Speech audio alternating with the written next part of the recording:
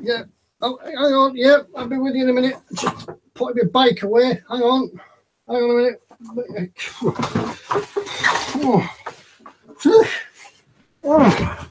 There we are. Hi, everyone. I don't know, Ted, what you like. Hang on a minute. Hang on. Always last minute with you, innit? It's going on in the background.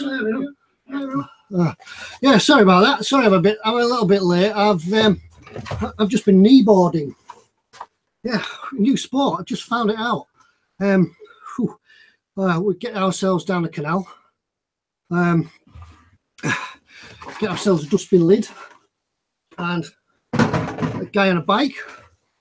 Guy on a bike on the side of the canal path and tows us along. That's brilliant. Awesome. Yeah. Well, the thing is, Ted, not all of us can afford those 3.5 foot yachts, so we have to make do what we can. We're up north. We have to. It's like the water. We're still 1945 up here. I'd heard about this sport. I don't know where I'd heard about it from, but kneeboarding. It's like rubbish surfing, isn't it? It's like water skiing for people that can't stand up. Yeah, or maybe they've had a couple too many sherries, perhaps, and can't quite stay stable. So we've just been along the tow path. Got my mate on his push bike. Goes like hell, and we're really good. But unfortunately, we'll have to fish the push bike out of the canal tomorrow. Yeah. Plus, those nettle marks are going to come up tomorrow, Ted. Yeah. Covered in welts. Upset a few fishermen and people in big boats, but never mind. Yeah, you'll never get them hooks out either. Yeah. It's a bit of a dangerous sport. Just sit carefully for the next week or so. So if you want to take up kneeboarding, drop us a line. We'll get the guys down with a bike, and if you've got a canal nearby, especially if you live in Stoke, there must be hundreds of canals around there. Yeah, we'll see if we can see if we can get the Stoke Yacht Club interested. That'd be interesting because they're all watery based, aren't they? Yeah, I might drop them a line. Yeah, drop them a line. See if they want to take up the sport. See if we get some sponsoring. Yeah. So sponsorship. Oh, right. Yeah. Oh, we'll better settle down now. I'll dry out a little bit. I'm drying out. Are you still moist, Ted? Are you still moist? Yeah. A little bit moist. Yeah. It's a bit chilly out there as well. I had to break the ice to get on the canal at first. So I've kept my dustbin lid. That's brilliant. Right. Good evening, everybody. Right. A bit of a strange start there. Good evening and welcome to the eModels live stream. Hello. A fantastic night tonight. We've got some great news. Yes. Fox is all excited. I'm not excited. Yeah. Well, we've got two bits of news. We could announce another bit of news later on as well. Well, yes, there is that. Yeah, we'll have a think about it. Right. So, without further ado, what have you been doing this week then, Fox? Well, I've not been kneeboarding. No, you want to kick it up. Activities for me. This week I have been working on, as you can see here, this enormous pile of parts. This is my mega-sized Unicorn Gundam. I have started the C1 metallizer process, and it is awesome. This won't come out on camera at all, but what I did was, I'm doing this as like a shiny silver color. So I gloss primed, or I used the UMP gloss black primer for all the parts. And I've gone over them just with C1 metallizer on half of them, and that they've come out like this, which is, it won't come out on camera, but it's this beautiful metallic shade, and it's so shiny. And the beauty of it is, it's just a buffing powder, so you just put it straight over the primer and just buff it, and it comes out like that. And it's quite durable, so I can handle it now, and it's not going to come off. I might get some fingerprints, but I can just rub those off. They're dead easy. So that's half the parts. The other half of the parts I actually painted with the Vallejo duraluminum, the durable Moomin. Aluminum. Duraluminum. Yeah, try the American way. Duraluminum. Dribbly Martian. And I painted the parts with, over the gloss black primer, I painted that first. For the sake of consistency, it's the duraluminum. Just in case anybody's there saying what they're talking about. And then I went over with the C1, and it gave a whole different effect because it's got the slightly shiny duraluminum on there first. It's not quite as dark and bluey tinged. If I hold them together, it won't really come out on camera, but there is an ever so slight difference between the two, because this is just showing through the gloss black underneath, and this is showing through the duraluminum. So that's what I've been doing. Now, the plan was that I will be doing that for the next 2 or 3 days because there are quite a lot of parts. However, with the C1 metalizer, which is really awesome stuff, you get 2 little sponge on stick things to put it on with, and they're brilliant. I've tried the Tamiya ones and they're too floppy. The ones you get with the C1 are perfect. They're just stiff enough that I can get right in there into the little grooves. I bust both of them. Didn't take me long. I popped the end off both of them because I'm just like, oh, get in, get in. So I'm having to wait. I've ordered about 4,000 of them from eBay for like 35 pence. So yeah, I'm waiting for them to turn up and then we can crack on. Yeah, you could have nipped down the makeup shop in town. You could have got from there, perhaps. Mind you, you've had some strange looks. I don't know. Turning up in my scruffy paratrooper jacket with a big fluffy beard and a scruffy look in a makeup shop's not going to end well. Not for me. Yeah. If I was like a good-looking bloke, you know, in a nice outfit, I'd be like, yes, I'm buying this for my girlfriend. Me turn up, we're like, hello, can I have some of them, please? You could have put your heels on, but then again, that's only on a Sunday, isn't it? Yeah, that's just weekend though, so I could go during the week. Yeah, all right, good. But that's where I'm up to. As you can see, I've got somehow I've managed to get all the parts on sticks on phones somehow. It's like herding cats right now, so I'm working my way through. When I get these little applicators, I've got to work my way through all these parts and then build it. I'm debating whether to, at the moment, I've got a choice of gloss varnishing over that and doing decals and pin washes, or because I really don't want to lose the sheen that's on there because it is gorgeous, I might actually not gloss varnish it and just not bother with the decals and the pin wash and just leave it as the C1 because it looks so nice and it's so shiny. You kind of get a natural shading in the panel lines anyway. So I am tempted just to leave it with the C1 and that's it. But we'll see. I'm thinking about that. I really must find a subject to try that metalizer on. Must have a go at that. Do it on anything. I mean, I'm having an absolute blast. It's so easy to do. I mean, I've used the Mr. Metal Color metalizer paints, and they're easy to use. You spray them on and buff them off, and they're lacquers, so they're a bit stinky and they kind of stink the house out. But they are really good. But this is so much easier and so shiny, so shiny. But it's like I say, the beauty is, and I used it on the Eagle Transporter engine bells. You can handle it; it doesn't come off very easily at all. And I got a cotton bud and rubbed it, and it wasn't coming off. So it is quite durable. So if you're making a model that's not going to be handled once you're finished, you don't actually have to gloss varnish it. If you're not doing decals and you've not got anything else to go on top of it, you could theoretically just leave it. What it would look, a model like that would look good in the display case or one of them mirrored turntable thingies. Turntable. With a couple of spotlights just pointing. Yeah. So just so it glistens. Yeah, well, Bandai do. The thing that inspired me to do this is there is a perfect grade unicorn called the Unicorn Fenix, and they've done it in Meki plated gold. And if you know your Bandai, Meki plating is where it's not like where you get like a Revell kit with the bumpers and it's all that really crappy chrome plating. The Meki plating is done by some amazing method. I don't know how they do it, but it's a super fine and really shiny gold color. It's a bit of a pain because it's very delicate and you get nub marks, but it looks fantastic. And the whole thing is just this gold.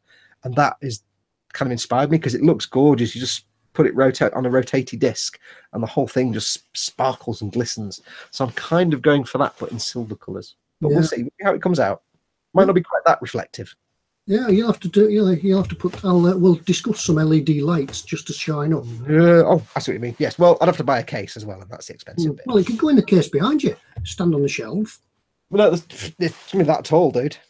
Yeah. Well, it's what is it? 440 something. Let me have a look. You just have to knock a shelf out. 5.2 centimeters tall. Yeah. Just a minute though. Hang on. Why is all this talk about Gundam? Have I missed something? You've missed all the things, Ted. You've missed all the things. Wonderful things have happened. Are we doing this now or are we doing it later? No, announce. Yeah, everybody. Why do you say what you've been up to first? What have I been up to? Well, you'll have seen that I published the engine compartment for the submarine just last week, almost a week ago. And then I've really been getting on with starting the last compartment. I thought I was a bit fallen off then. So I've got all the bits. Look at that. It's like one of them Buddhist prayer bell. Yeah. Yeah. Ding. Ding, ding, ding, ding, ding. Yeah, so I've been cracking on with the last section for the interior of the submarine.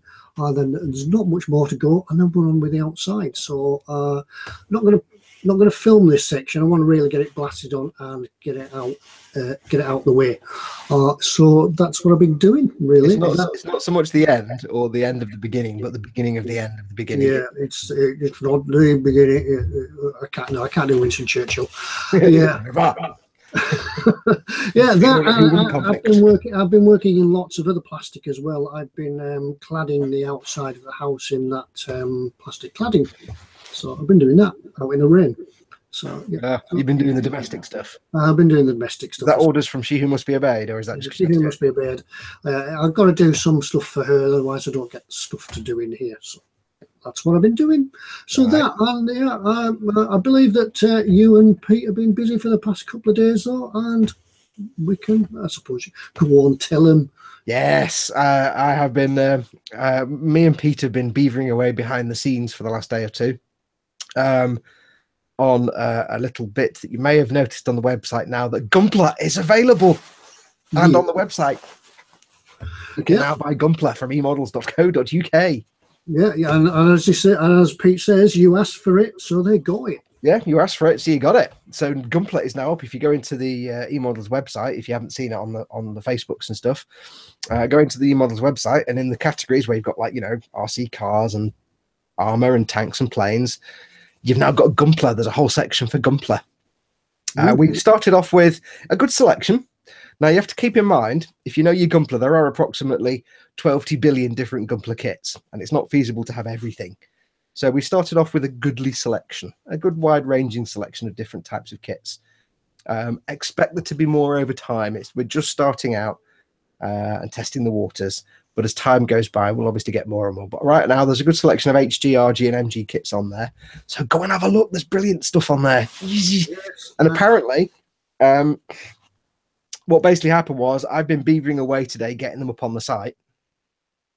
Because the guys at the store are actually really, really bombed out busy, because this business is really good at the minute.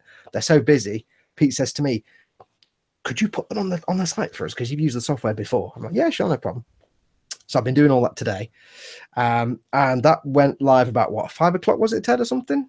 Yeah, well, it wasn't that long ago. It was within the waking time. Yeah, about 2 or 3 hours ago, and they're already starting to sell out. So if you want to pick some up, bear in mind the advantage is, especially if you're in the UK, you can get next day delivery. Yes, you have to wait 2 weeks for it to come from Japan, and you've got the support of eModels. They look after you. So we're really proud, or the guys at eModels. I say we. I'm not that involved. It's really nice for us to be able to offer Gunpla to everybody, but more importantly for folks in the UK, because here in the UK historically, getting Gunpla is a nightmare. You're either gouged on price, or you've got to wait 3 weeks to get it from Japan, and if it goes missing, good luck trying to get any money back or anything like that. I've been pushing Pete for a long time to stock it, just for the people in the UK that love Gunpla and have trouble getting hold of it, an easy way. So this is a baby step to start that now. So, but it is already selling like hotcakes. So if you are thinking about picking some up, or you've had a look earlier on and you're like, "Oh, quite like this one," just get it, because we're going to be having to restock that fairly soon. So pretty fast already. Yep. So go put it in your basket, because you know how quick the stuff sells if we mention it. Yep. Now, I did have a look earlier on before we went live, and I think I uploaded about, I could be wrong, it's about 32 or 29 or 32 or 33 different kits today. As you know, when eModels run out of stock of something, it just comes off the website until they're back in stock again. I've already seen a few kits in there that are suddenly not there now because they've already sold out. So yeah, don't hang around. Don't hang around. Yeah, and it is the run up to Christmas as well, so people are on your Christmas list. Yes. But of course, it's a good sign, because if they're selling out, that means Pete's more than likely, is obviously going to get more different variations of kits, and I'll be in the background kind of advising him of the good stuff to get. So the official advice. Right. Questions from you guys? Yes. Yeah, you can ask your questions about Gunpla, because we do have a little question. Okay. Sorry, I've got a really sniffly nose tonight. I always do. Whenever I go on camera, whether I'm doing a live stream or my own recordings or this, it's a nightmare. Steve Shed Scale Models, when I was talking about the C1, he says, Fox, what stick things in the C1 metallizer? You get two little plastic sticks about this big with a little foam thing on the end. They're a bit like the ones you get in the Tamiya weathering pastels, the same kind of thing. They're kind of basically like eye makeup applicators. Unfortunately, I've thrown them in the bin, so I can't show you.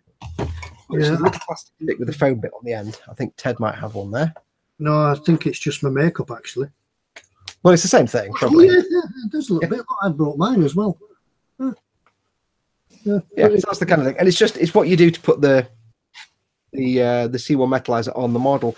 Now, you can use any other kind of little foam thing on stick. It's not a problem, however you want to do it. But I had some other ones that I've got little foam applicators, and they were just too rigid. And I was risking scratching the primer. Oh, speak, Ted. Yeah, Revlon. Leather makeup is also available. Yes, other brands are also available. And I tried the Tamiya ones, and they were just too flippy floppy, and I couldn't get any pressure on, because I like to get the powder on there with a bit of pressure to really make it bed in. So the ones that come with it are perfect for me. So that's why I was like, I need to go and get some. So I had a chat with Chris, the guy that makes the C1, and he pointed me in the right direction. So yeah, I've got a load of those turning up. Oh, cool. I've got quite a lot in tonight, actually, Tedward. Yeah, there's quite a few people in there tonight, and all the questions are coming in. Question from Phil Lewis: are they likely to stop macros? Quite possibly. I mean, ultimately, at the moment, the limiting, Ted, that's not even a real word. The limiting factor at the moment is what they can actually get, because as if you live in Europe, you'll know, or you might know, or if you don't know anything about gunpla, you're about to find out. Knowledge bomb.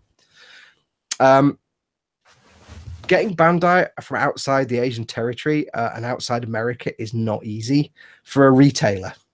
If it's just you wanting to buy a kit, you can go to one of the small number of UK retailers or a retailer in Europe, or you can go to, you can order online and get from Japan, things like that. But as a retailer, it's actually quite hard to find somewhere that can stock you with a pallet of kits. You're not just buying like 5 kits, you're buying 10 of them, 5 of those, 12 of those, 6 of them.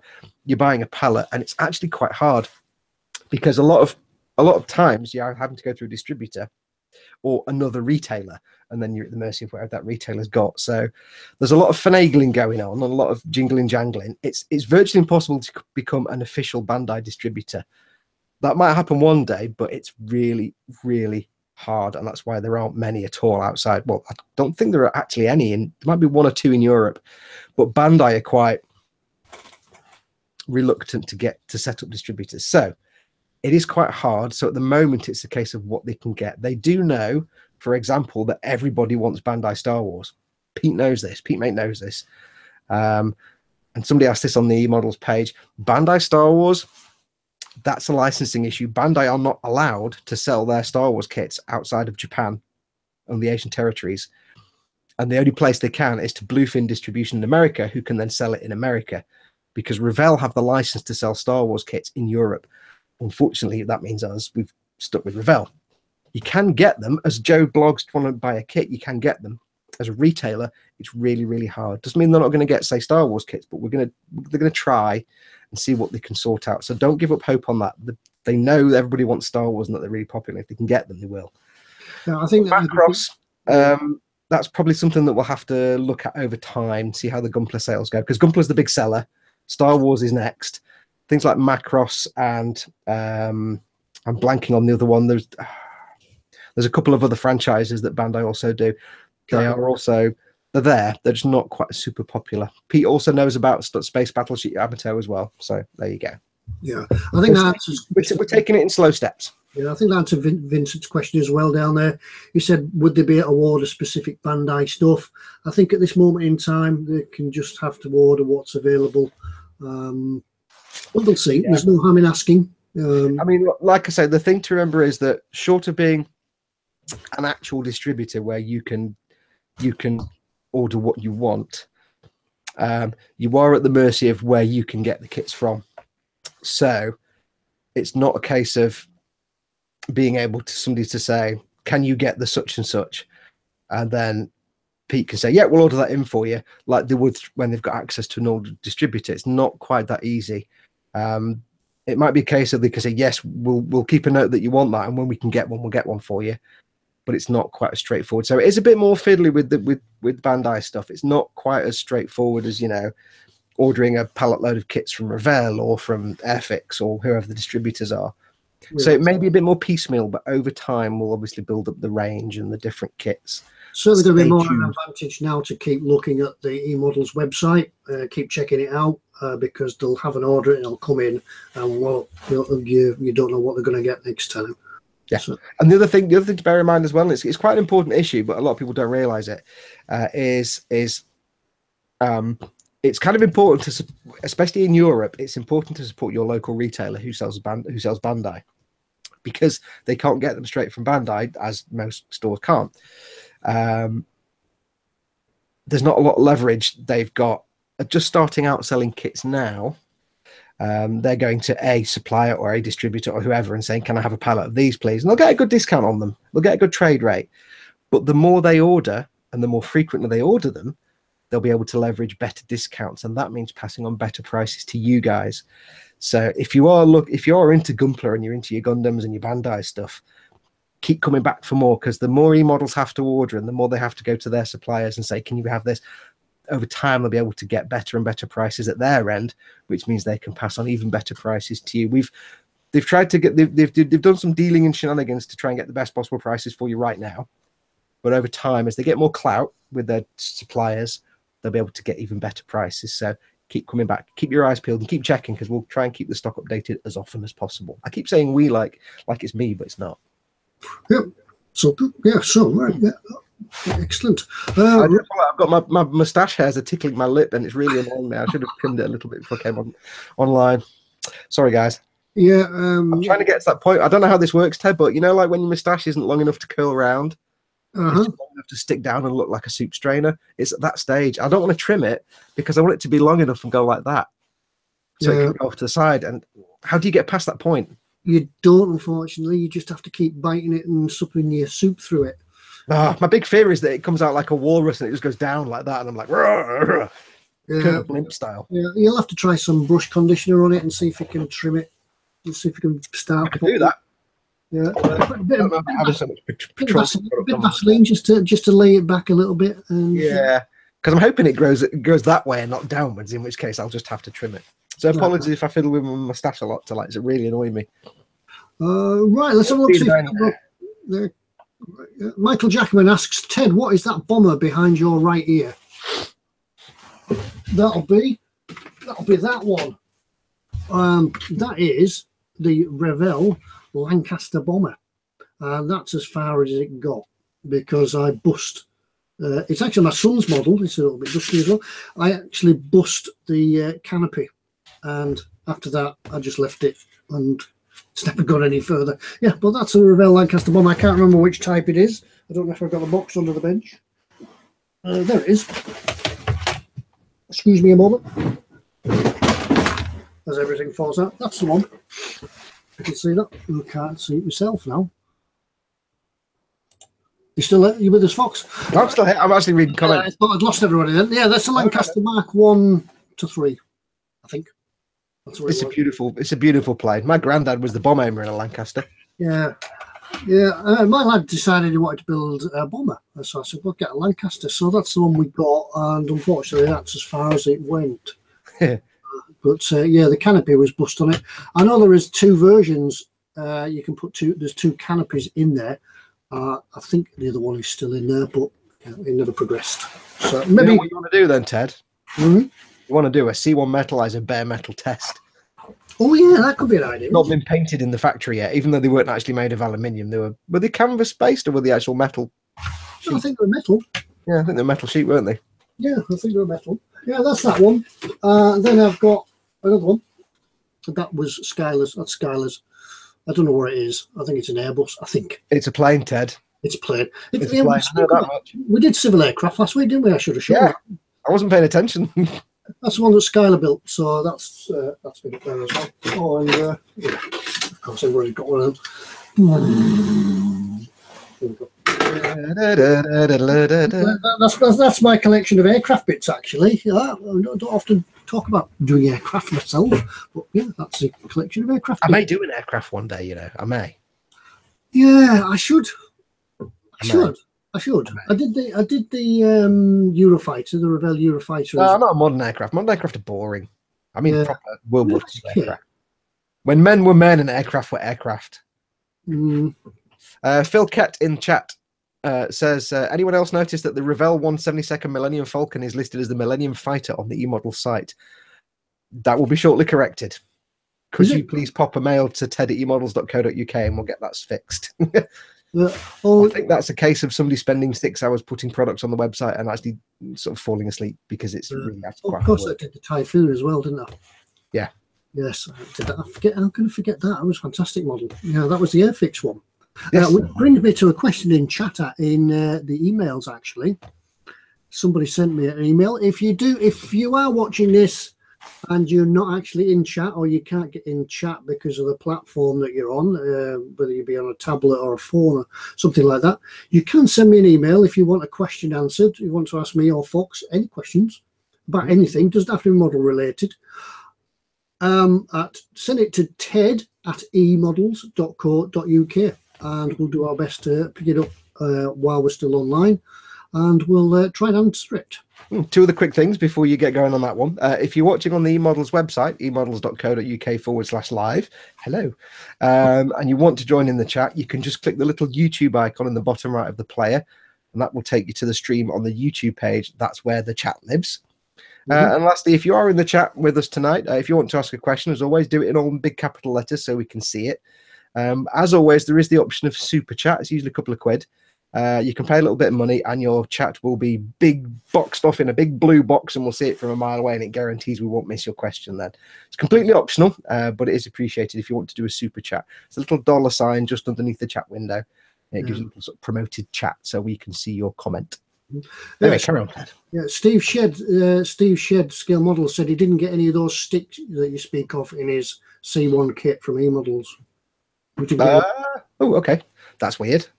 It's possible they were missed out at manufacture then.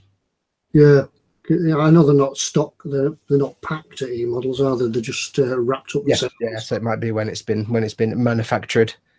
Well, drop the guys an email. I'm sure they can sort something out for you. Yeah. Right. The question from Adrian David. Oh, Adrian David. Good evening, Ted and Fox. Well, that was a train wreck, wasn't it? Yeah, that was a train wreck. Good evening, Ted and Fox. The 172nd Avro Shackleton, Airfix and Revell have each made a kit. If I was to purchase one, which company is the better?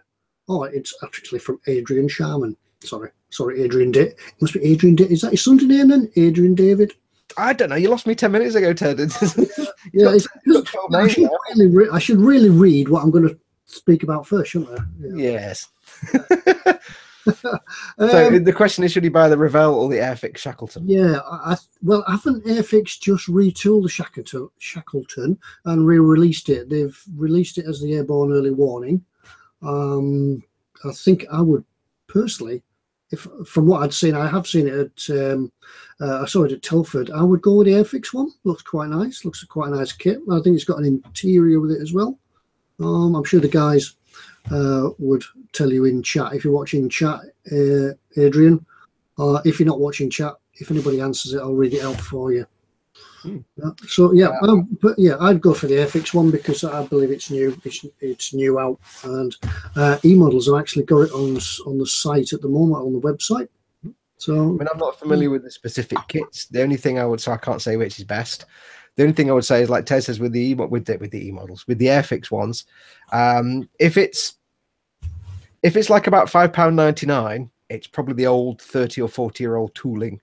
So I would say if that was the one, then I'd go for the Revell. If it's more expensive than that, then it's probably the new modern tooling, in which case I don't know then which will be the better out of the Airfix and the Revell. There's certainly a new tool. In fact, Michael Jackman said they're a new tool, and yeah, it is a cracking kit. I think everybody's raving about it. So unfortunately, I don't really do aircraft, so I'm not the best person. It is a handy tip with the Airfix though. If you see a kit and it's like a few quid, it's generally the 1970s or in even some cases 1960s tooling.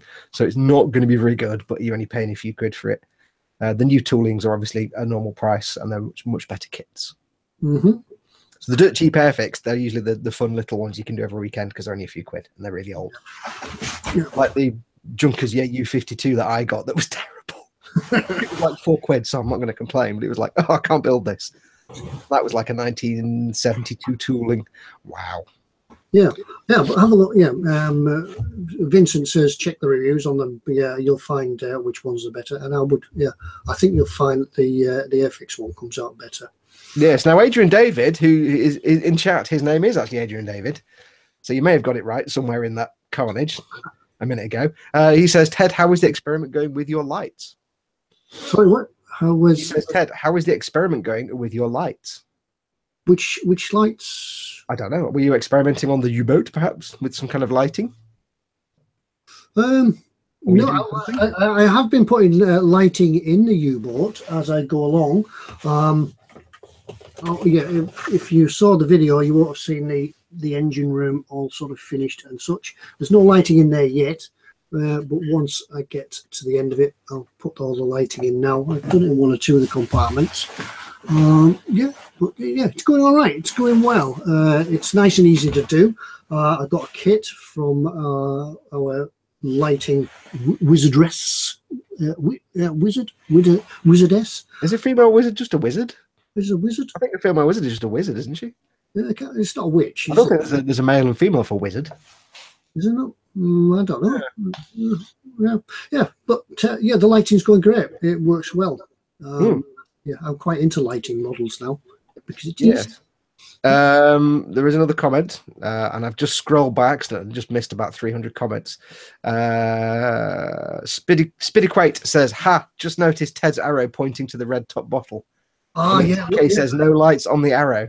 Yeah, this was Paul Stewart. This was for Paul Stewart, just so that I could point it, so he didn't miss it this week. Just in case.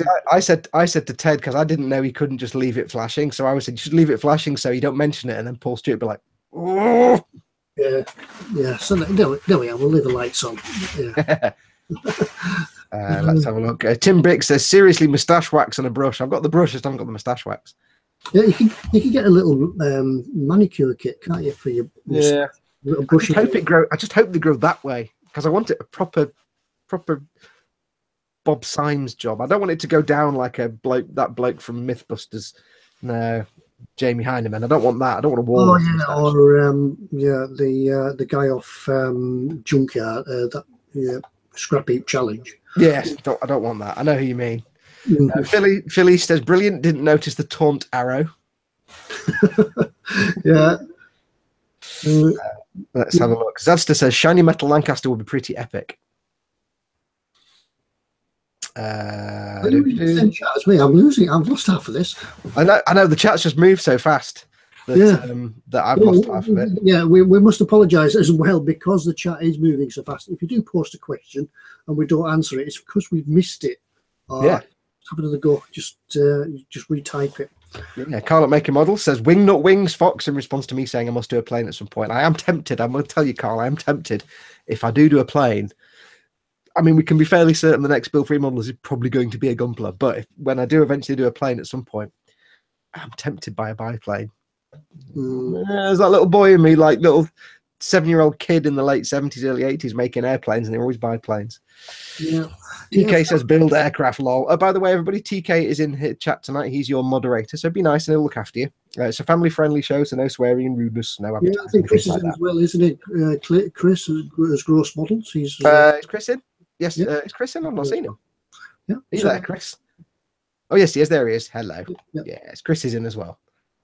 Phil Rhodes says HK models on a 132 Lancaster. That's going to be huge. Yeah, I'm trying to step away from enormous kits really badly with this thing. I think after I've done this, I might go for something a bit smaller. Yeah, I've got that idea as well. That I'll stand back from 1 or 2 big kits and do a nice little build. Ted, there's only one kit bigger than the one you're making now, and you know what that is? That's the real thing. No, that's the Dora. Yeah, I just haven't got. I haven't got the room for the Dora. No, not doing the Dora. Not doing the Dora. Not doing that. I'm going to write that down. Not doing Dory. Etch that on a piece of stone and send it to Pete. Philip Rhodes says about the Shackleton question. And by the way, I have to tell you, the Avro Shackleton is the first real-life enormous World War II plane I saw at the Manchester Science Museum, because I've never seen a real World War II plane before. So the first time I ever saw a proper big bomber like that was the Shackleton at the Air and Space, and it's massive, and that's not even a big bomber for the time. So yeah, he says in response to the question, Airfix or Revell, he says, "Buy British, though the Revell have better panel detail." Oh, right. Didn't know that. But the Airfix new, they might have upped the game with the new tooling for the new model. Yeah, Vincent from Mr. Lewis Model Making says, "Fox, that goes for Revell as well. The cheaper, the worse. Usually, I think it's the same for any model manufacturer. If it's a couple of quid, yeah, it's not premium quality." But then again, I suppose you've got to give model companies credit for they could just get rid of all their old molds and say, yeah, we're not going to do them, they're all really bad, we'll just sell the new kits. But then again, to say, well, we've got all these old 30 or 40-year-old molds, we can produce kits and only charge a few quid, and it's good for, you know, kids to learn on and people who just want a very quick build and a bit of fun. So you kind of got to give them credit for keeping the old kits going. Nothing wrong with that. Yeah, you could just retool the back catalogue. Yeah. Fantastic. Yeah. Maybe let's have a look. A few people have said it's wizard. Carl at Make a Model says, noun plural wizardesses, a female wizard. I didn't even know it was a thing. No, I didn't. Portion said a female wizard is a witch, but it's got that negative connotation. Yeah, but male witch is a warlock. So there's witch and warlock, but then there's wizard and wizard. No, TK says mage. So yeah, Nate says wizard women look the same as men. It's the beards. Yes, it's the beards. That's the sticking point. You see. Festa 67 Workshop says use some, like you said, some Model Master, some brush cleaner. I would love to, but I'm pretty sure it smells really nice. I get hungry and it's probably toxic. So. Philly says, do eModels sell a brush soap? I can never find any on the site. I'm not sure if it's out of stock or sold by them. I think they do have it. I'll just have a look. I think it's an Abteilung brush cleaner. They have had it before. The golden rule with eModels, like I said earlier on, was if something goes out of stock, instead of just having it saying out of stock on the website, it just you don't see it. It just drops off the website until it's back in stock again. So what I would do is, if you can't find it on the website, it either means it's just gone out of stock and they just need to get some more in, or it might be something they haven't stocked before but they can probably get. So that's the golden rule. If you can't see something on the website, drop them an email, sales@emodels.co.uk, and just say, hey guys, I'm looking for this particular thing. In this case, the Masters. It's this stuff, isn't it? Oh, it's under there. I can't get it. The Masters brush cleaner. I'm looking for this. Can you get some? And pretty much certain they'll be able to get some for you from one of their many distributors that they get their stuff from. Yeah, I'm sure. Probably fairly quickly as well. So just if there's something you can't find, drop them an email and they'll be able to get it for you. 99% of the time, it's something they can get, even if it's something they don't normally stock. I've seen them do that. Yeah, I'm sure I've seen it. I saw it as we were looking through for the what's in store before. I think it's stocked by Abteilung. I think it's an Abteilung thing, but yeah, we'll find. Yeah, it'll come up. Matthew Birtles tells me to look at Captain Fawcett products for my beard. Okay, I'll have a look. Oh yeah, there's them. I've never really thought about it, because to me it was always like I grow my beard a bit, and because I can't be bothered shaving, and then I just shave it. But now it's like, damn, I have to actually maintain it and do some topiary and stuff. So I have to learn how to have a proper gentleman's beard. And I've just deleted the page. Never mind. Chris at Grace Models, who's at one of your mods tonight, thinks as I'm ignoring him because he kept taking the mickey out of Transformers when I said there were Gunpla in store. And he knows that if people call Gunpla Transformers, I get really angry. So, and I've just said that now, so it's just going to unleash it in the comments. Never mind. Oh no, I just found what I thought was the brush cleaner. It's the Abteilung Purifier hand cleaner. Comes in a similar sort of jar. Yeah, so that's what I'd saw. So maybe it is out of stock. Yeah, but like I said, the golden rule: if there's anything you can't find, drop them a line. There's usually either something just as good, or they can get that thing for you. 99% of the time, they can get whatever you're after. Even if they just get one for you, they'll still do it. So they're happy to do that. They'll always do whatever they can to make you happy. So just drop them an email. Sales at eModels.co.uk for that. There we go. Adrian David says, Fox, do you miss the 1/48 scale eagle? No, it's still downstairs. I haven't dropped it off yet. I've not taken it to eModels yet. I'm going to do that, I think, in about a week or two's time. Right. Ted's doing hard thinking on the internet, aren't you, Ted? Yeah, sorry, yeah, I'm back now. Yeah, I'm back. Yeah. That's the problem when you get on the internet. You start, oh, I'll have a look at that. And then... He's looking at flesh tones again during a live stream and everything, Ted. Come on. Tony Black says, Zadster says Dora is just a bit, and Tony Black says Shackleton was post-war, wasn't it? It may well be. I don't know that. Yeah, I'm not sure if it's actually a Shackleton I used to see flying. Am I that old? Yes. Yeah, I'm sure I used to see the Shackleton flying. I mean, if I was born just around when everything became colour, then you're well old enough to be. Right. Where are we? Gross models. I do apologize. We've really not caught up with the chat. David Moores says, question.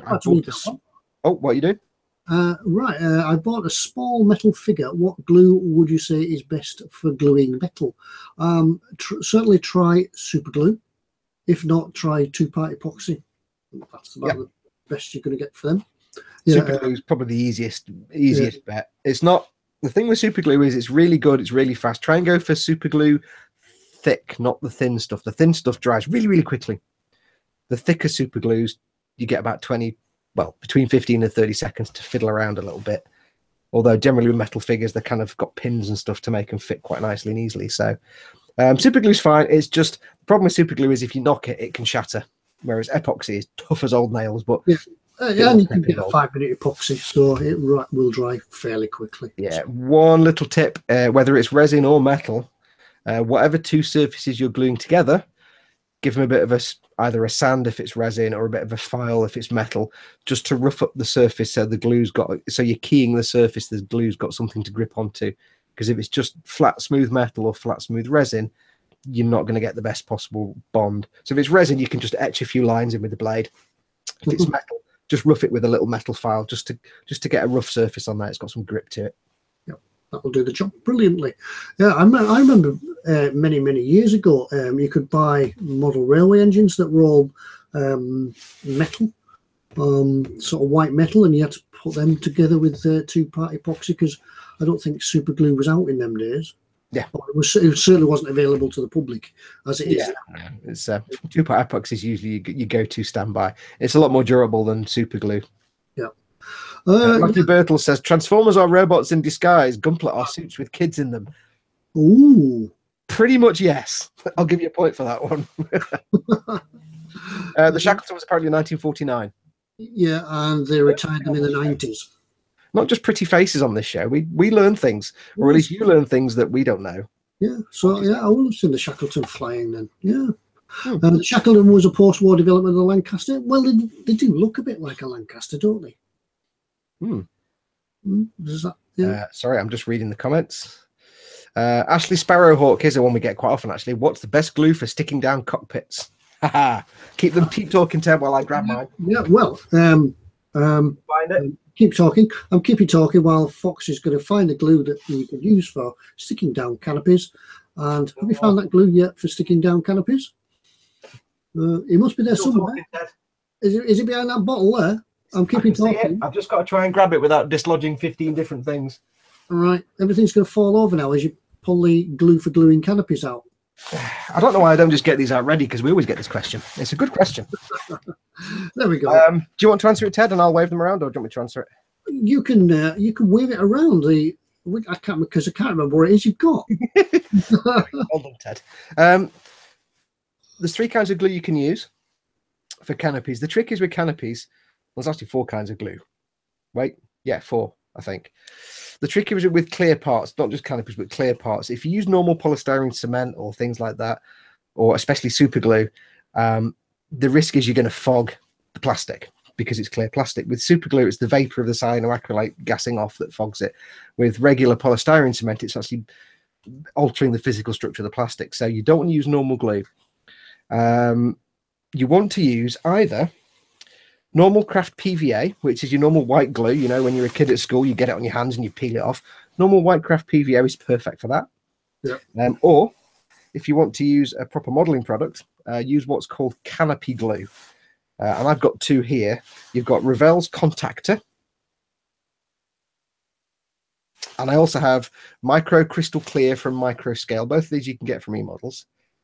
Now, I could be wrong, but I think these are just variable forms of PVA glue because they're white, but they dry clear and they smell like PVA. So normal craft glue PVA or Contactor Clear or Microscale. There are other brands out there. Other brands are available. The beauty of these is they're not solvent-based and they're not really particularly glues. They don't change the plastic. They just stick the two things together. When you're a kid and you made pictures by sticking bits of macaroni onto card, you used PVA glue, which is what these basically are. The beauty is it'll hold your canopy in place. When you put it on, you can get the glue on the edge, put the canopy down, it'll splooge out, but just get a damp cotton bud and just wipe off the excess and it'll disappear. It will dry clear, so you can't see it. But it's not a permanent bond. You can, if you need to, pull it off again. You can pull it apart and then you can peel all the glue off. And as if by magic, there's no evidence it was ever there. Now, it does give you a really good bond. When I built my Eagle, a lot of the stuff inside, like the clear parts in my canopies on the Eagle cockpit, the windows, they're all glued in with PVA glue. Because if you really pile it on, you can get a good bond and it's going to stay there forever. But for canopies and things like that, a bit of your PVA or your Revell Contactor or your Micro Crystal Clear, get it on the edge, plonk it down, wipe off any excess, done. It's not going to fog your clear parts up. There is also... now, I forget which one it is. It may be from Ammo. I think it may be an Ammo by MIG product. They also do, it's kind of an extra thin glue, like Tamir's extra thin. But in fact, Tony Black mentions it in the chat, Ammo MIG extra thin. Apparently that also works on clear parts without fogging them up. I've not used it, so I can't say that. But Tony has. Tony Black in chat and Tony Helden35, the other eModels video, or one of the eModels video guys, he's used it, and that's also very good. So, yeah. But just don't use normal glues because that will knack your plastic. There is an Airfix Humbro version as well. I was just trying to find it. Yes, I can't remember what that's called. But at worst comes to worst, just bog standard craft PVA glue is absolutely fine. You might want to thin it a little bit, just with a little tiny bit of water. Or if you do get sploogy coming out, just wipe it off with a damp cotton bud. It's absolutely fine. Yeah, good. And people underrate that PVA glue, but it's brilliant stuff. You could use it for all sorts. It's surprising what people do use it for. The other thing that a lot of modelers do as well, and even professionals that you may not realize with PVA, is when they're painting an aircraft, they get the cockpit all looking nice and painted and beautiful, but they don't want to have to mask the cockpit off so they can paint the rest of the plane. So what they do is they mask off the cockpit canopy, because they're going to have to anyway, and they glue the canopy in with PVA. Then they paint the rest of the plane, take the canopy off, take the masking off the canopy, so you've got all the frame painted and the clear parts, and voila, your cockpit inside hasn't been painted because it's been masked off by the canopy. Rather than having to mask off the cockpit carefully, they just plonk the canopy on there with white glue because you can pull it back off again. Handy tip. Yeah, Nige says it's Clear Fix. That's a Humbro one. It is. Yes. Griff MJ says Glue and Glaze by Deluxe. Phil Lewis says, is Formula 560 any good? I'm not sure. I don't know what that is. Is it? I've heard that. I've heard that name before, but I still can't remember what it is. Farnacle, I love that name. Farnacle says it's also supposed to be able to make small windows. Micro Crystal Clear, you can use to make small. If you've got like a little, say you've got a cockpit and you've got little dials on the cockpit dashboard. Is it called the dashboard in the cockpit? I don't know. I don't think it is. Yeah.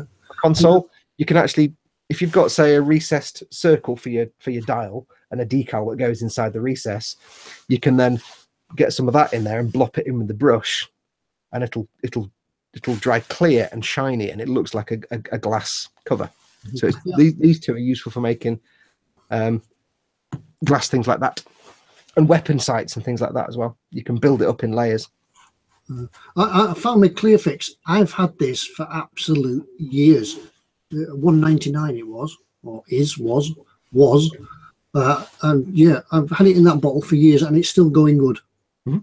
I would recommend that every model maker has, though, a bottle of PVA glue in their equipment, because you find there's so many different uses for it that you've never thought of, even to things like fixing flock onto a diorama or static grass. There's always a use for PVA. It's very underrated, but everybody uses it. Yep. Right. We'll go through the questions again. Tim Bix says, "Ever had your innards rattled by the Vulcan flying over?"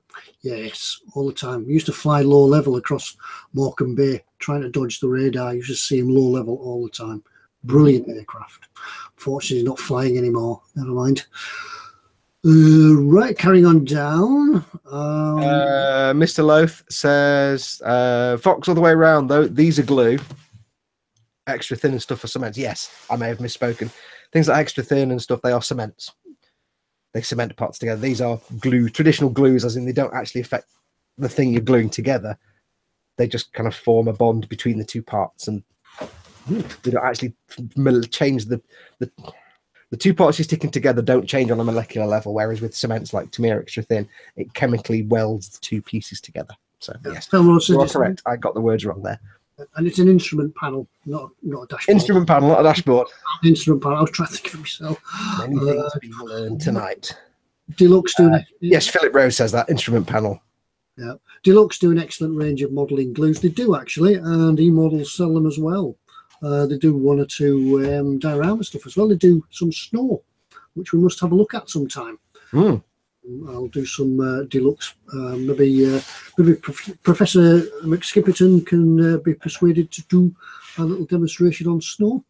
Yes, well, you're kind of planning to hope he'd get him to. God, I'm really having trouble talking tonight. I've got your teeth in, Ted, I think. You've got my teeth in. You're wearing them in for the dog. I believe Tedward McSkipperton, Professor of Things, is hoping to do some maybe diorama stuff going forward. Yep, going forward. Yep, we'll see what we can do over on the holidays over Christmas. Speaking of which, we have an announcement to make, haven't we? We're gonna. What should we tell them? Yes. Very quickly before you do. I don't think we'll tell them what it is. No. No, we can half announce it, not tell them exactly specifically. Before you do, though, Ted, Adrian Davis says, "Can you get PVA canopy glue from eModels?" You can't get PVA, but you can get the microscale, and I think they may have the contactor clear in stock. Yeah. Yes, you can. So the PVA is really cheap and easy to pick up. Yeah, anywhere. Craft store anywhere. Even corner shops sell it and things like that. Station, post office. Yeah, post office. Oh yeah. Yeah, I think we can get. Doing it again. I can't talk. It's because I'm so excited about the Gunpla. My brain's in bits. Huh? We can give the concept away, or I'll let you do it. You can give the concept. Yeah. A while ago, you guys out there, you the members of the viewing public, suggested that Fox and I should do a live build, and we've decided that as it's Christmas, as you guys have been so good to us and followed us and supported us and support eModels and everything like that, we're going to do a live build. We're going to live build as long as it takes over the Christmas holidays, because there isn't going to be, because Christmas Day and New Year's Day fall on a Monday, means that we can actually have some time off, unpaid leave. Yay! Holiday. Yeah, unpaid leave. You've got of course, yes. Yeah, we have to save our holidays for it.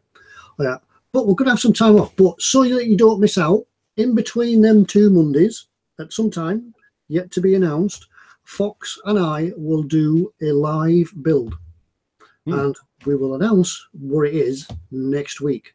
And we'll announce it in good time so that you, if you want to, can join in. And we'll start from opening the box. Well, we might do a little bit of preparation, but we'll start from opening the box until it's finished and a painted model is on the bench. Yeah, so get a lot of biscuits ready. Get a couple of packs of chocolate hobnobs, a big cup of tea. All your chocolates and all your sweeties and everything, and all your wine and your beer and everything you got for Christmas. Get a big box of after 8s. Yeah, and you can put your socks on that you got for Christmas, and your Christmas jumper. You can still wear your Christmas jumper, so you can come along and join in and build along with us. Now we are hoping, without giving too much away, we are hoping. Obviously, it's going to be me and Ted doing this. Logistically, we're kind of going to need a third person to actually keep an eye on the chat, because Ted and I will be a bit indisposed.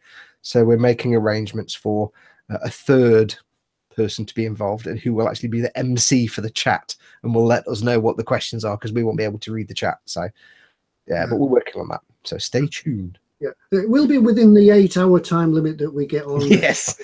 Oh God, will it ever? Yeah. So yeah, well, hopefully we'll have a chat, a bit of fun, we'll glue things together, make it a bit of a Christmas special for you, so you can come along and have a watch and slouch. Instead of watching The Great Escape or Jason and the Argonauts, you can come along and watch us.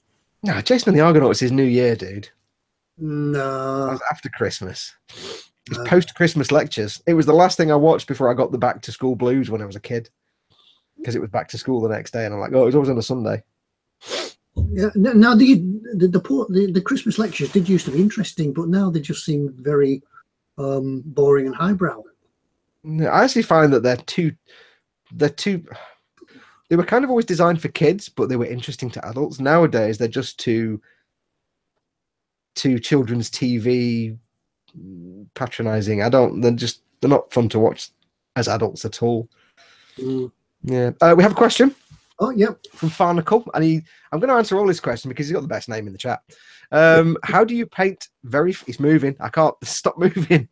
Yeah. How do you paint very fine chain without filling in the little holes? Right. I'm assuming it's like a chain molded onto a surface, like on the panel of the tank. I think what he's on about, because I think I've seen this. Or is it chains along a deck? Yeah, I think it's like an anchor chain. Yeah. And sometimes the very fine chain, if you try to paint it, just with a capillary action, just it all fills in the holes. Yeah, because it's molded along the decking, isn't it? No, yeah, and even real chain, as you paint it, the holes will fill in because the paint. I can't remember there must be a technical term for it where the liquid fills in the holes. You know, like you're blowing a bubble. Yeah, because especially if it's like a metallic color, it's going to be thinner than normal, so it'll kind of flow into. It's capillary action, basically. Yeah, capillary action, like when you blow a bubble, the soap. It'll flow into the hole. What I used to do with mine, I used to dip mine in the paint, get the paint pot, put the chain in them, and then pull the chain out and let it all drip off. But as it's dripping off, I just kept moving it just so that the chain actually broke up the surface tension of the paint as it filled the links. Just kept moving it just so it filled it. And then if there's any bits of chain just chipped off, bits of paint chipped off the chain, you can see it because it's brass. You just used to touch them up with a small paintbrush. That's how I do it. Plus, I assume you can also just go. Yeah, that depends on how thick the paint is. It's really horrible stuff to paint. Trying to paint chain links, it's horrible stuff to paint. Yes. It just goes on and on forever. Yeah, if it's actually not a complete, because I thought you meant like a chain that was molded into the decking on a ship, like just. Yeah. I was going to say that's just a case of dry brushing that because it's like that. I dry brush it. But if it's an actual physical chain, like you said, then Ted's idea is brilliant. Yeah, that's how I used to for the boats. Yeah, dip it and twirl it. Yeah. I hope that's what you meant there. Sorry, I lost the name. Yes. So chat's moved to get a Farnacle. I hope that's what you meant, Farnacle, by painting those that chain. But if not, do as Fox says and dry brush it. Yeah. Dry brushing is also another option. That's just the best way because you'll get, especially if you're doing a metallic as well. I've found if you're painting with metallics, aside from these AK metal colors, which are actually really, really fine pigments, you often get a bit of a grainy effect with the paints because of the pigment in them. If you dry brush them, you tend to get a much smoother finish to your paint. There's a handy tip for you. Zadster agrees that the Christmas lectures are so dumbed down now. Yes, it's like watching CBeebies. It's just like watching children's television after school. It's like it's just not exciting. It's like modern day Action Man. It's just rubbish. Oh. Purely for the use of the word meniscus, says Phil. Meniscus, yes. Meniscus. I like that word. Well, I was Frankie goes, Tom always says looking forward to the Christmas special live build. Yeah. I think the important word is probably special in that one. Yeah. Special. Yeah. Whether we will be sober between Christmas and New Year has yet to be found out. So it could be a make for an interesting live build. Yes. Yes. We could sticking things where things are not meant to be stuck. Yeah. Oh, Gareth Redfern, thank you very much for your super chat. Can't think of a question. Keep up the good work. Thank you, Gareth. Thank you very much for that. That's our favourite kind of question, the question that needs no answer. Yeah. I can get that one. Right. Keith Denny says, any thoughts on what can be done with the rubber tracks on the Meng Toon Tanks pigments? I would say dry brushing. Yeah. Once they're on, because what I used to do with Tamiya tanks was actually attach all the tracks and then paint them. Because once they're on, they're not going to move. You're not going to be moving them. Get them all glued in place, or you can get little bits of fiber or string and glue them in place. But once they're on, you're not going to move them. So then you can quite happily go ahead and paint them. So what I used to do was I used to prime them off the model, because it was just a long, thin strip.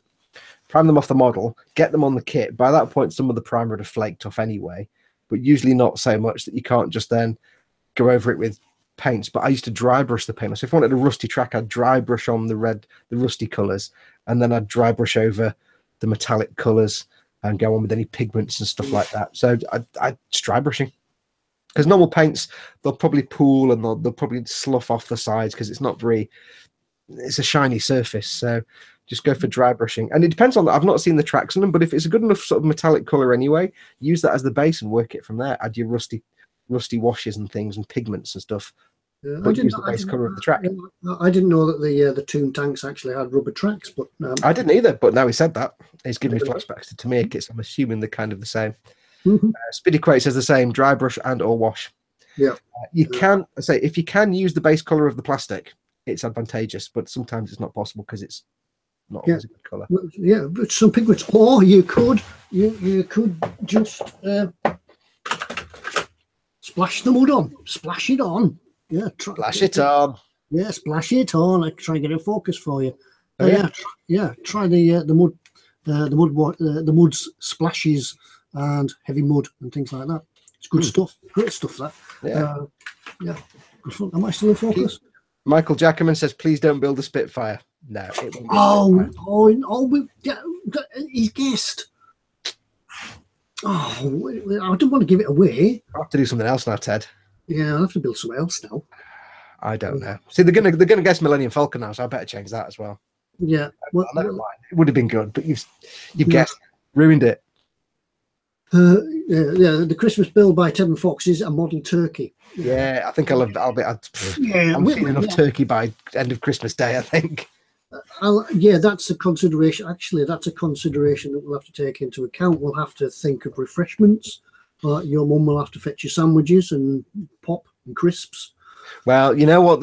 In this house, I don't know what you have in your house. I'm going to guess there's some tradition, but the tradition here is obviously on Christmas Day you have your Christmas dinner.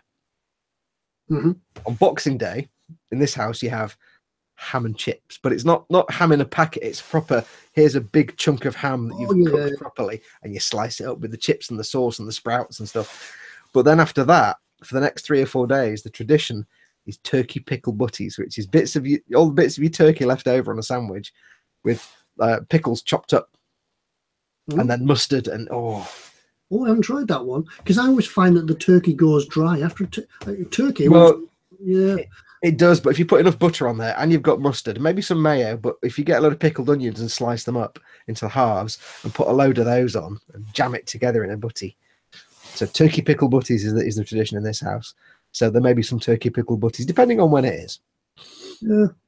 I know that we usually manage to get through a whole turkey on the Christmas Day, Boxing Day, so it doesn't go on and on ad infinitum. But question from Hold Your Fire. Or were you about to ask that one? Yeah, go on. Go on, you do it. All right. If you please, do eModels automatically stock new paint products, or does it usually take a few requests? Trying to get a can of Tamiya TS100. I'm not quite sure what colour that is or what. That's one of the rattle can paints. They have AS and TS. AS is the. I can't remember how it works now. I think AS is the aircraft colours, and TS is non-aircraft colours. But they're just two different ranges, basically. Yeah, I would have thought with Tamiya it would be a fairly regular stock. If it's a new paint product, it might be a case of waiting until Tamiya actually release it to the UK before it comes over here. Yes, but by all means, drop the guys an email. They can either say yes, we're getting some in the next week, or yes, we'll get some for you if they weren't actually planning on ordering any at that point. or they can plan on including some of the next delivery, or they'll be able to let you know when they could be able to get some. Because again, it can come down to when they can get it from the distributor, especially with things like hazardous stuff like rattle cans, extra thin cement. There's a lot of customs and import regulations about things like that, so it can be trickier to get things like rattle can products and solvent products than it can from overseas than it can some other products. So some things take a little longer because of the customs and excise laws and regulations. But yeah, just drop an email. If they don't know you need it, they won't order it. If you let them know you want it, they'll get you sorted out. Yeah, well, they're usually pretty good, and with it being Tamiya as well, they're a good stockist. I think they're about the first or the second largest stockist of Tamiya in the country. If I remember, they are actually the largest stockist of Tamiya in the UK, I think. Yeah, could be wrong. It might be the second, but I'm pretty sure Pete's told me they're the largest Tamiya stockist in the UK. One other thing as well, I must mention this, in case you have actually mailed them a couple of times. If you have mailed them over the last week or so and it's taken a little while to get a reply, that's not normal service. As you know, Black Friday came and went, and it was an absolute resounding success, and they got hammered. And it actually took them quite a few days to get everything packed up, picked up, shipped out. There were so many orders. They were fulfilling them non-stop for several days. So if you have had a bit of a delay with an email reply, don't panic. They will reply to it. It's just that big chunk of Black Friday causes chaos to everything. Yeah, I know that last week after we finished our live stream, I sat around in the workshop for quite a bit, and I got an email from Pete at just about midnight, and he was still at the store packing your orders.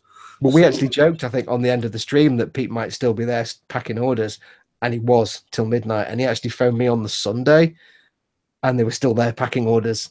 As far as I know, obviously everything went fine. They got everything out, but it's the amount of business they did on that Friday is just massive.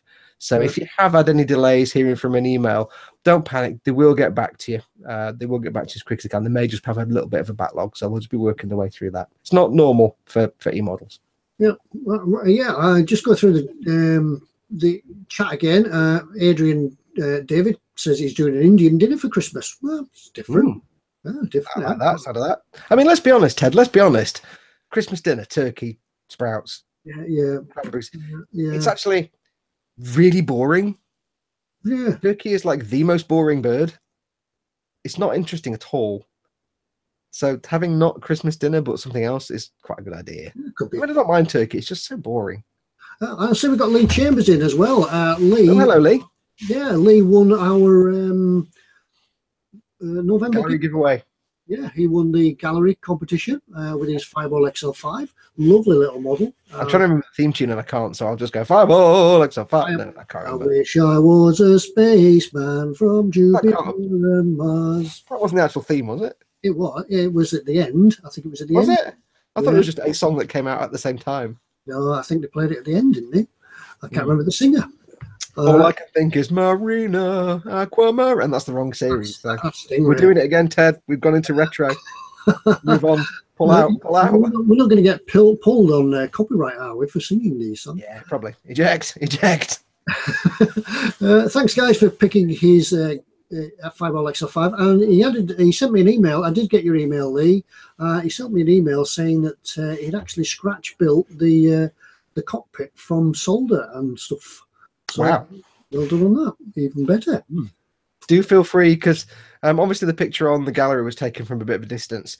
If you've got some more close-up shots, do feel free to bop them to Ted and we can get them on the Facebook page, especially of that cockpit if you scratch built it. Yeah, he has. He sent a few more pictures over, and I did fire them across to Pete. But I think maybe Pete's been just a bit tied up with lots of other things at the moment to get them on the Facebook page or the website. But, brilliant. So that thing that you did, Lee, I don't need to tell you to do it again because you've done it. Brilliant. Good thinking. TK says now he's hungry. Thanks, dudes. Yeah. Right. What else have we got going on in the chats? What have we got going on in the chat? Right. Christmas dinner boring. Resign, says Philip Rhodes. Yeah, but think about it. You got turkey. You got your. I mean, I like sprouts, so I don't mind sprouts. Turkey. You got the bits and bobs. You got some potatoes. Or you could have a curry. I mean, curry is just far more interesting than dry turkey and some sprouts and some bits. But then again, it's tradition. So curry doesn't really go with a nice glass of sherry. I will admit that. I don't think. I've never tried it. It could do. Could do. Or imagine having a Christmas kebab. That'd be great. Oh. Tony Black seems to know the words to the theme tune for Fireball XL5. Yeah. Yeah, that sounds about right. Yeah, Speedy Crate says the same thing. They both said the same thing at the same time. Philip Rose says, truth be known, Christmas has lost its specialness. What was once daily only available at Christmas is now available 365 days a year. Yeah. Yeah. Well, Christmas stopped being special when I stopped getting toys. Don Spencer, I wish it was a spaceman, top 10, 1962. Was it Don Spencer?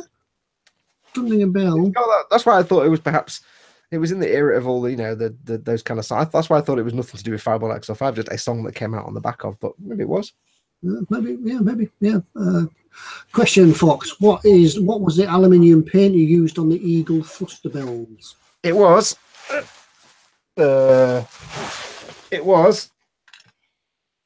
two things. UMP gloss black primer, wonderful stuff.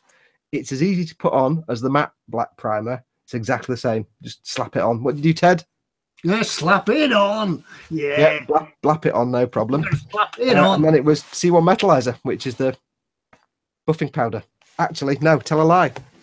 I am lying to you. I am lying to you with my face and everything. It was UMP gloss black primer. What do you do with it, Ted? Yeah, slap it on as well. Yeah, slap it on.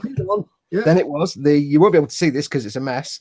It's the Vallejo Metal Color 77.702 duraluminum. The dirigible millennium. It's the duraluminum. The thing is, we can't make that joke on the live stream because we need to tell them what it's actually called. So it was a coat of that airbrushed on, and then it was the C1 Metalizer. Yeah. But then the difference with the Eagle bells is they came out looking beautifully shiny and crisp and clean. They kind of looked exactly like that. Got it all over your thumb now. Hey? Got it all over your thumb. How about, oh, yeah, you have to wear gloves when you use it. Look at that. So it came out nice and shiny, but then what I did was I didn't gloss varnish it, but I used an Ammo by MIG enamel panel line wash to go around all the little ridges and all the little panel lines. And then when it dried after about 15 minutes, I got cotton bud and I just wiped off the excess. And because I hadn't gloss varnished over the C1, where it had been exposed to the enamel paint, it didn't take the powder off, but it dulled it and tarnished it a little bit. So I got this nice effect where some of it was shiny, where there'd been no enamel, and some of it was kind of dulled a little bit and tarnished where the enamel had been. And it just gave it that nice kind of slightly used, a little bit heat-stained look. So it's worth experimenting with. That finger's really got no friction on it now because of that powder. It's worth experimenting with because it is really durable. You can gloss varnish over it. You can use clear paints over the top of it without gloss varnishing it. And you can change its properties by using products on top of it without a clear varnish. But have fun with it, because I kind of just went for it. I thought I'll just go for it. And that's how they came out. And I was really pleased. So give it a try. But I can't recommend that C1 Metalizer enough. It's just brilliant stuff. I also can't recommend the duraluminum and stuff. And I can't recommend that enough. Oh, hello. Hello. Hello. Hello. Can't hear you. Hello. Hello. Oh.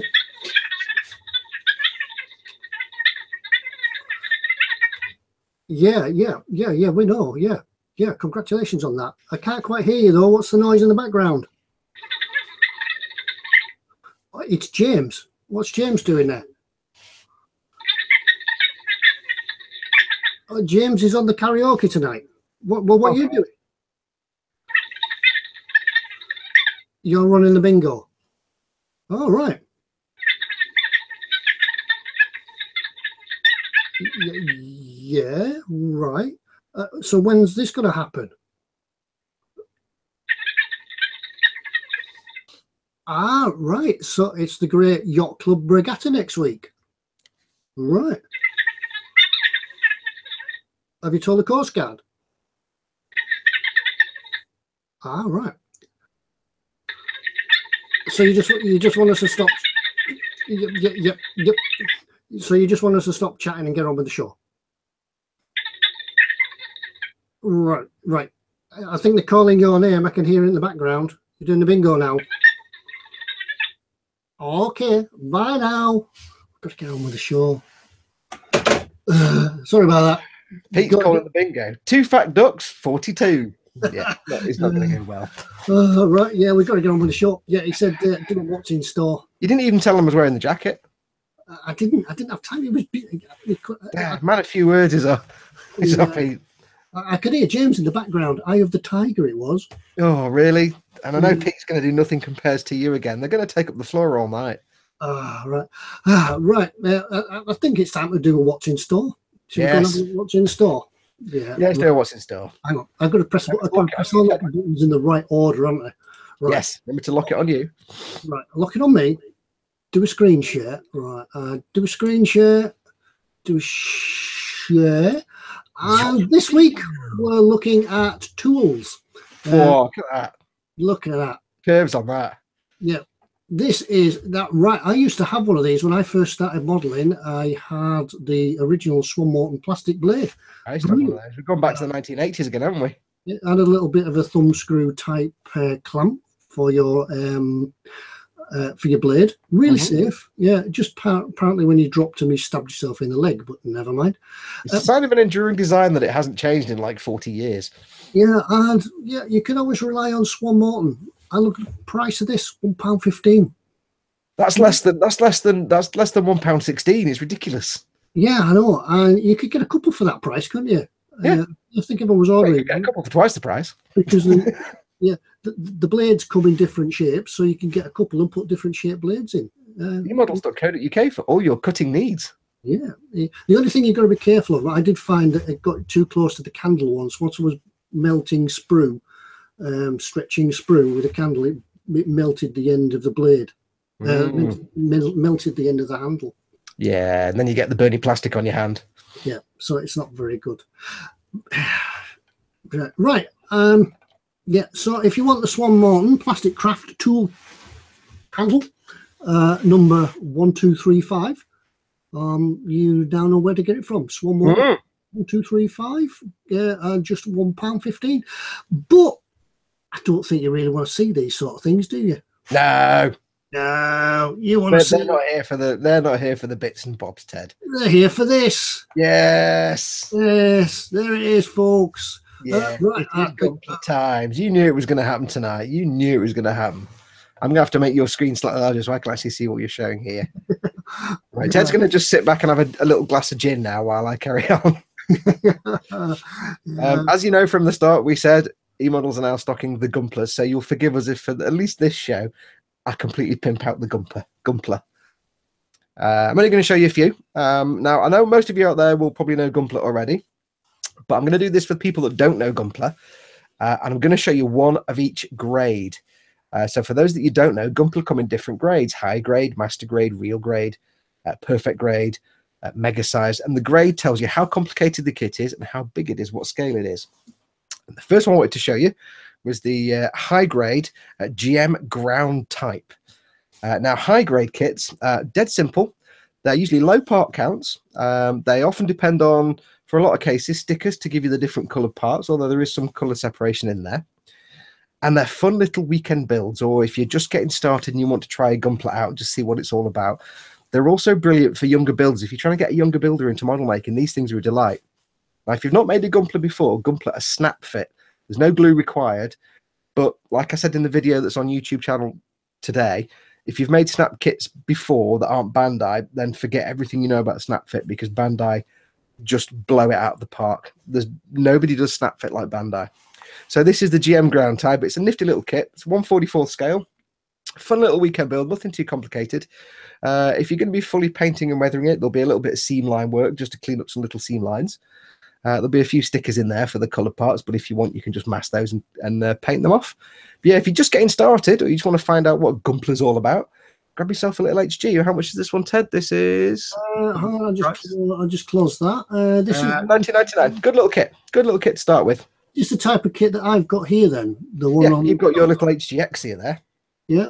Yeah, it was. I must admit, everything, you know, we do joke about it, but when my little HG turned up, and me and Skylar actually put it together. We sat on the bench for a couple of hours, and it all went together really easily. No sort of having to force things together. Nope. It's like I say, nobody does. It's probably better to call it push fit, but nobody does like push fit or snap fit kits like Bandai. If you've made a Revell snap kit or anybody else's snap kit, forget about those. They don't know what they're doing. Bandai, no snap fit. The engineering on these, and even these HG kits are really simple. There's no complex inner frame. It's just some very simple parts, but you'll have a great time building it, and you can spend all the time painting and weathering and having the fun there. So yeah, that's the high grade. That's the beginner level. And kind of kit. There's a bit of a further in-depth in the description there if you haven't quite caught everything that Fox is on about. Every Gunpla has the same description on it, so it just explains what the different grades are. Yeah. Shall we have a look at the next one? So that's the high grade. Next up from high grade, you have sort of next up is real grade. Now, real grade is also 1/144th scale, so they're not massive. However, real grade is kind of a cross between the next one after this, which is master grade, and perfect grade, which are the two ultimate Gunplas. This is a lot more complicated than a high grade. It has a really complex inner frame with lots of nice little joints on the knees and elbows, and some even have jointed hands and fingers.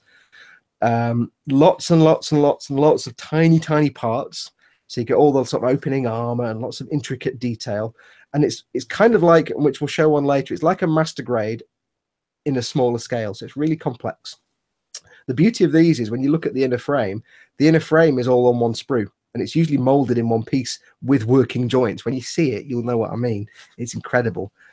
But real grade are the more complex build. If you like small kits, but you want the detail, the super detail, the high detail, and the high complexity of the kit, then real grade's your option. If you've not got a lot of storage space for big master grades or perfect grades or anything like that, these are brilliant because they're nice little kits, but they're not so much a weekend build. You can spend a lot of time getting these perfect. This, of course, is a Zaku, and if you don't know your Gunplas, Zakus are the sort of grunt suits of the Principality of Zeon, which are the bad guys, sort of bad guys. It's a very grey area.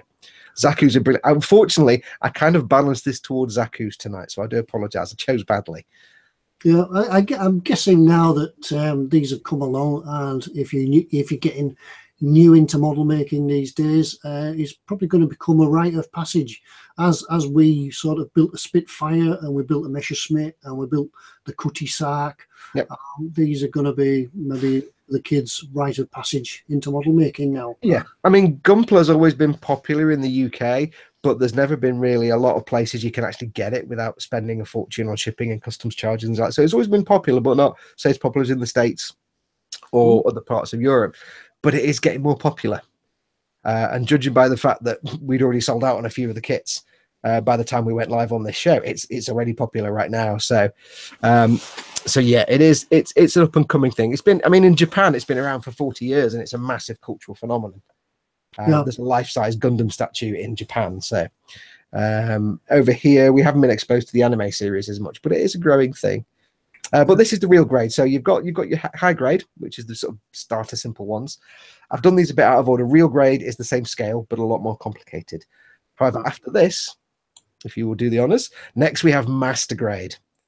Now, master grade is probably high grade is the most popular grade by sheer number of kits available. Master grade is the most popular amongst hardcore model builders. Those of you that build and paint will love you some master grades. The beauty of these kits is, of course, they are all pre-colored, so you don't actually have to paint them. You can just build them for the fun of it. But in this case, we've got the master grade Psycho Zaku. This thing is insane. It only came out last year. It's a version car kit, which means it's been designed by legendary Japanese mecha designer Hajime Katoki. It's got his own little design cues on it. It's a Zaku, but as you can see, it's got that enormous booster pack on the back. And this kit is insane. It's 1/100 scale, as all master grades are. Because it's a version car kit, it will come with water slide decals. Most of these come with stickers, not water slide decals. And as you can see by the back of that thruster, that thing is massive. It's master grades are a lot more complicated than real grades and high grades in terms of their inner frame and their parts. They're bigger parts than a real grade, so they're not quite as complicated to build. but the intricacy of all the parts and all the bits that go together, there's tons of them. I think there's about 30 odd 40 sprues in this kit. And it's a version car, and they are like the flagship master grades. Hajime Katsuki is kind of a legendary sort of big figure in the mecha world, if you know who that is. But this thing is massive. If you want a master grade kit that you can spend weeks and weeks and weeks just building, never mind painting and weathering, this thing. Yeah, I was just about to ask how much time you would put aside to put one of these together, because you said the first ones you could build in a weekend, or yeah, you could build them in a weekend. The real grades you could spend a week or two doing, just because it's so many small tiny parts. These things you could spend a week just doing the inner frame if you're really going to town painting it. And the beauty of these is you can paint them as like brand new or shiny in chrome colors or whatever you want to do and clean, or you can weather the heck out of them and make them look battered and rusty. The one thing I forgot to say as well is all these kits are fully articulated. So more so in things like the master grade than the high grade. In the master grade, you get an articulated knees, ankles, toes. In a lot of these, you get fully articulated hands, shoulders, elbows, head, torso. Everything moves. Everything is detachable and posable, and it's kind of incredible. And this is, I think, so this came out last year. This is an incredible Vercar kit. It's just, you would spend a long time. And the beauty of these as well, the master grades, is a lot of the times any of the seam lines are hidden away as panel lines, so there's not too much seam line filling to do on these. A lot of times there's none. But like I said, the Vercar kits do come with water slides. They're some of the only kits that do, the guns that do come with water slides as an extra treat. But you could spend weeks painting this. It took me about 3 weeks to do my 3D. What about these? People used to order them from Japan and things like that, and then there was the chance that it might get stuck in customs and the demand more cash off you. But now they're here with eModels. You pay the you could order it next day. I mean, you could order this from Japan, but like you say, you could take a couple of weeks to get to you. You might get a 20 or 30 quid customs import charge. You probably got your shipping charge on top of that. If it goes missing in the post, good luck getting anything from that guy on eBay you bought it from, or the guy in the Japanese store. Do it 3 models, you get it the next day. If you're in the UK, you can do next day delivery. If you're outside the UK, very, very quick delivery. But yeah, this is certainly, if you're wanting an epic master grade kit that will take up your entire shelf space, there's a few out there, and this is one of the most just ostentatiously badass ones. Let's just be honest. Oh, right, cool. Right, should we do the next one? Yep. Last but not least, a fun one. This is after the other grades. We don't have any perfect grades in stock to show you, unfortunately, but we do have a mega size model. Now, mega size are a sort of special little grade that Bandai. There's only about 6 or 7 of the kits in total that are in this scale. These are 1/48 scale kits. They are massive. They're the biggest Gundam kits you can get. They're kind of like a high grade. They're really simple builds. They're not particularly complicated. There's no complex in the frame. It's not exactly a massive high part count, but they usually have quite a good bit of detail on them, and they are huge. They're really fun to build and paint. And Zaku's themselves, the reason I love Zaku's so much, I think of Zaku's as like the knackered Russian tanks, because they're cheap, unreliable grunt suits, and Zaku's are brilliant for rusting up and weathering and doing paint chipping. And this one is 1/48 scale, so it's massive. There's no pilot figure inside. There's no opening cockpit. They're very, very simple. They're just designed to be eye-catching display pieces that stand out on your shelf. I think we've got, there you go. They do have movability, some movability. They're not massively posable. They have joints at the knees and the feet and stuff. They're nowhere near like a master grade for posability.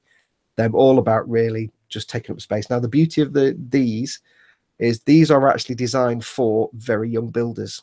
So they're really big.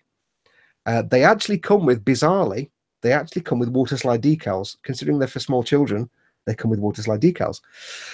They also come with inner frames, where when the parts that you do get for the inner frame, they have a special way of building them. So you can take them off the sprue without using nippers. But you can also put the 2 sprues together to put the parts together, and then you take them off the sprues. It's quite cool.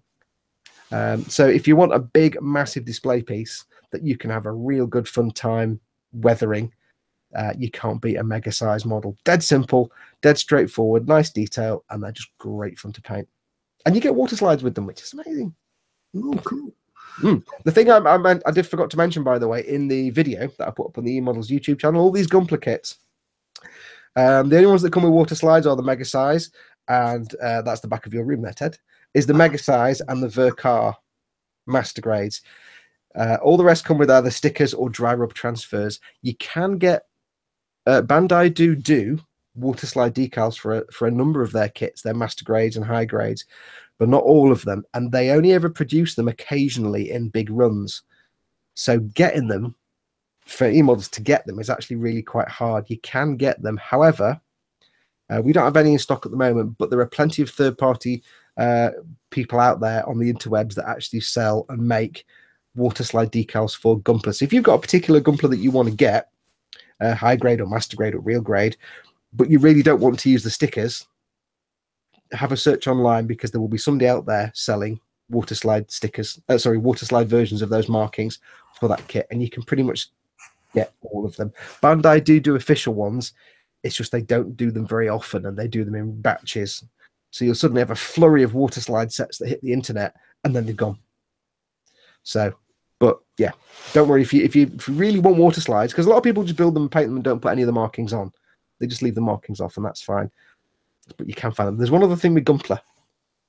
The phrase is "Gunpla is freedom." There's no rivet counting. If you want to get that Zaku and paint it bright pink with yellow spots, you can do that. No one is going to complain. There's no rivet counting at all. There's no right and wrong. So you can just have absolute fun, and you're not worrying about the build. The build's nice and simple. Back to Ted.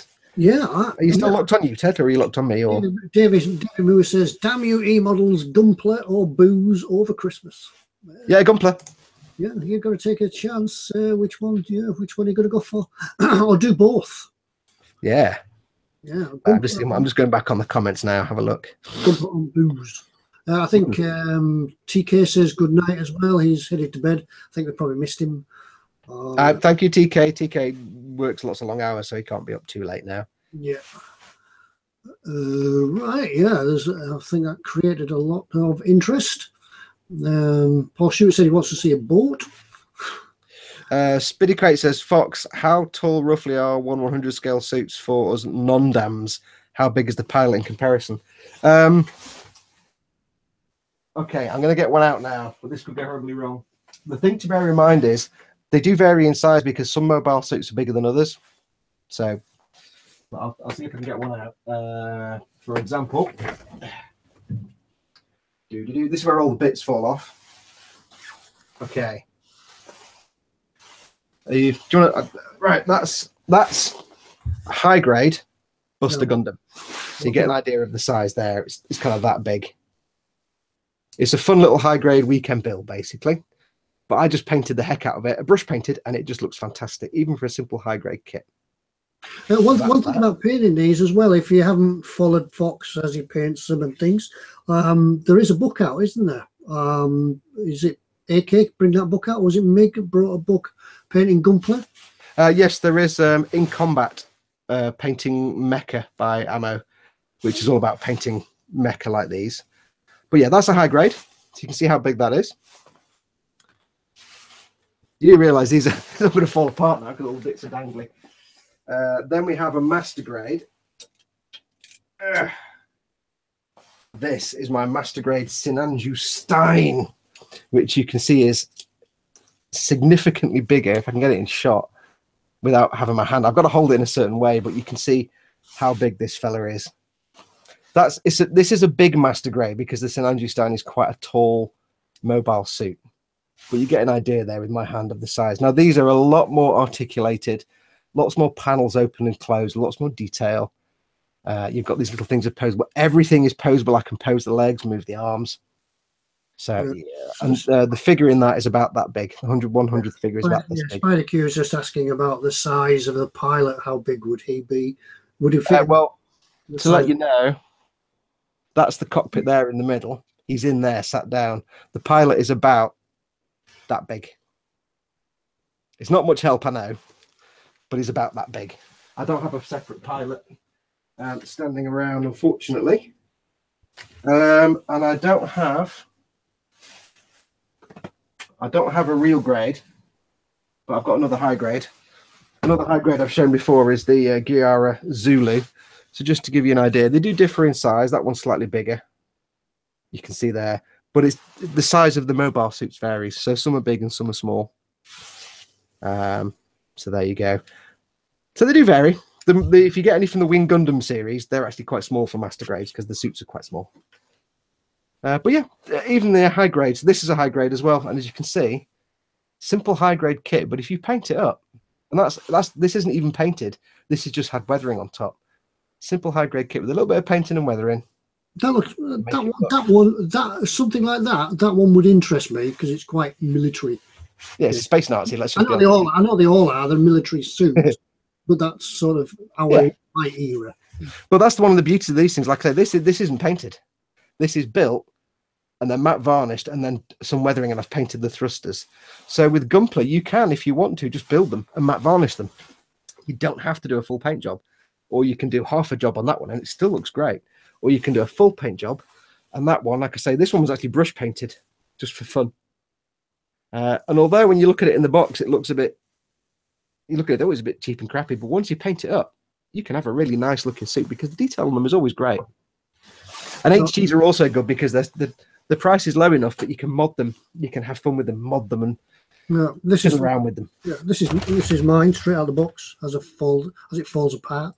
Yes, you've got your self-destructing Exia. This little guy here, that's straight out of the box, unpainted. Yeah. Bit of fun, good afternoon sort of work. Yep. Unpainted, they're just kind of like nice shiny plastic. The HGs like that one, there's not a lot of color separation, so they do depend on stickers to give you different color panels. Master grade, you actually get the color separated parts, so there's no real stickers to depend on. But you can make a little HG that costs you a tenner look like a master grade that costs you 50 or 60 quid. You can have great fun. It's just about how much you want to do with it. I can't stop talking about Gunpla, so you have to shut me up, Ted, because I will just talk about it all night. Right. That was your cue to tell me to shut up. Carl's off to bed as well. He's a poorly boy this week, so get better soon, Carl. Thanks for coming in. See you next time. Hope you're better for next week. Lurgy. Yeah. Dave, why is the Rum Gun Barker said it's all about time we said hello, mum? Yeah. Well, hello, Fox's mum. Paul Stewart says hello, Fox's mum. We miss you. Mike Mantis says hello, Fox's mum. So does everybody else. Yeah. Right. What else are we going to do now?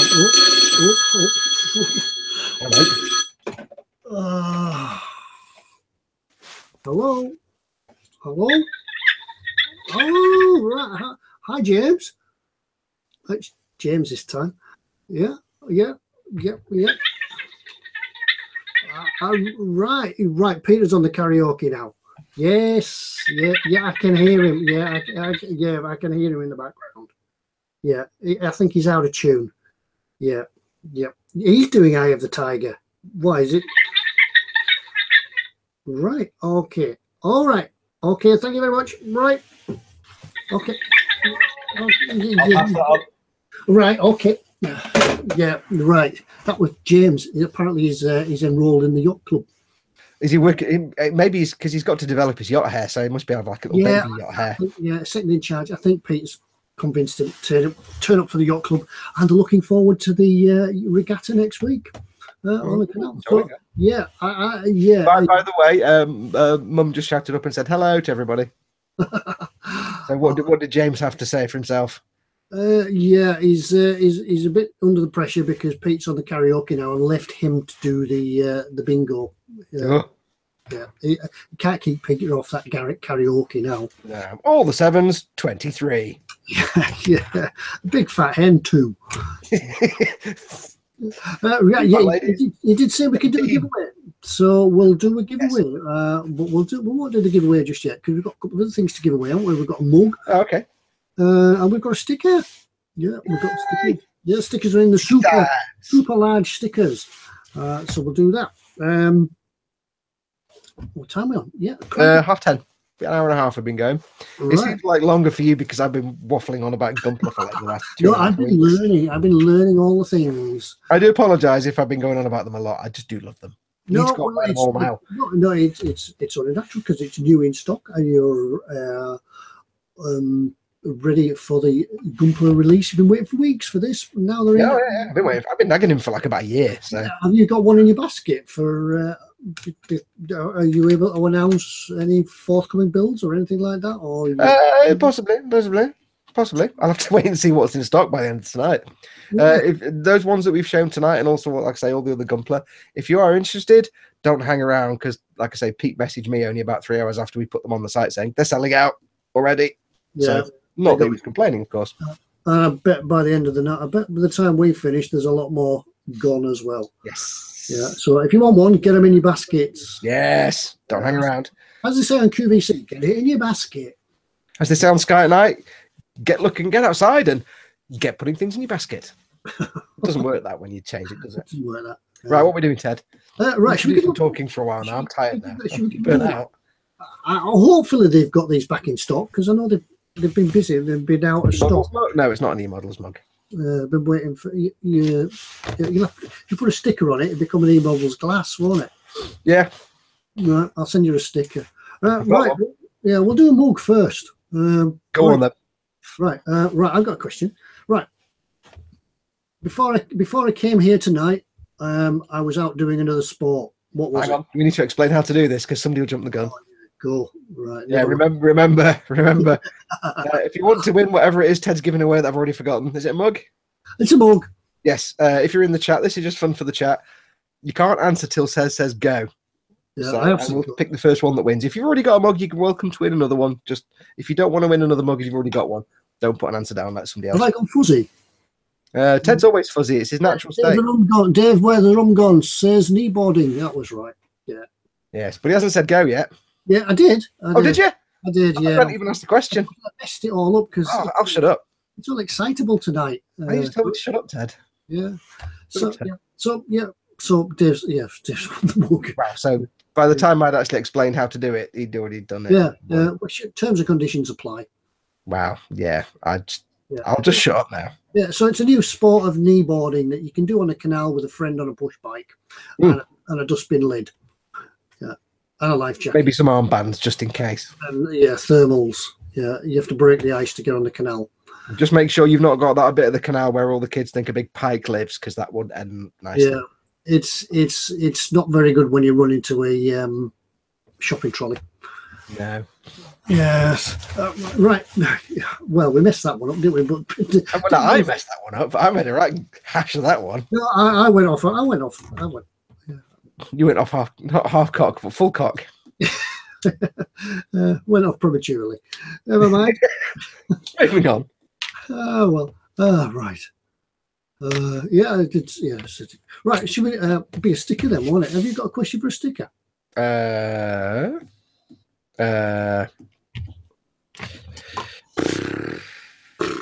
Yes. Okay. Here we go.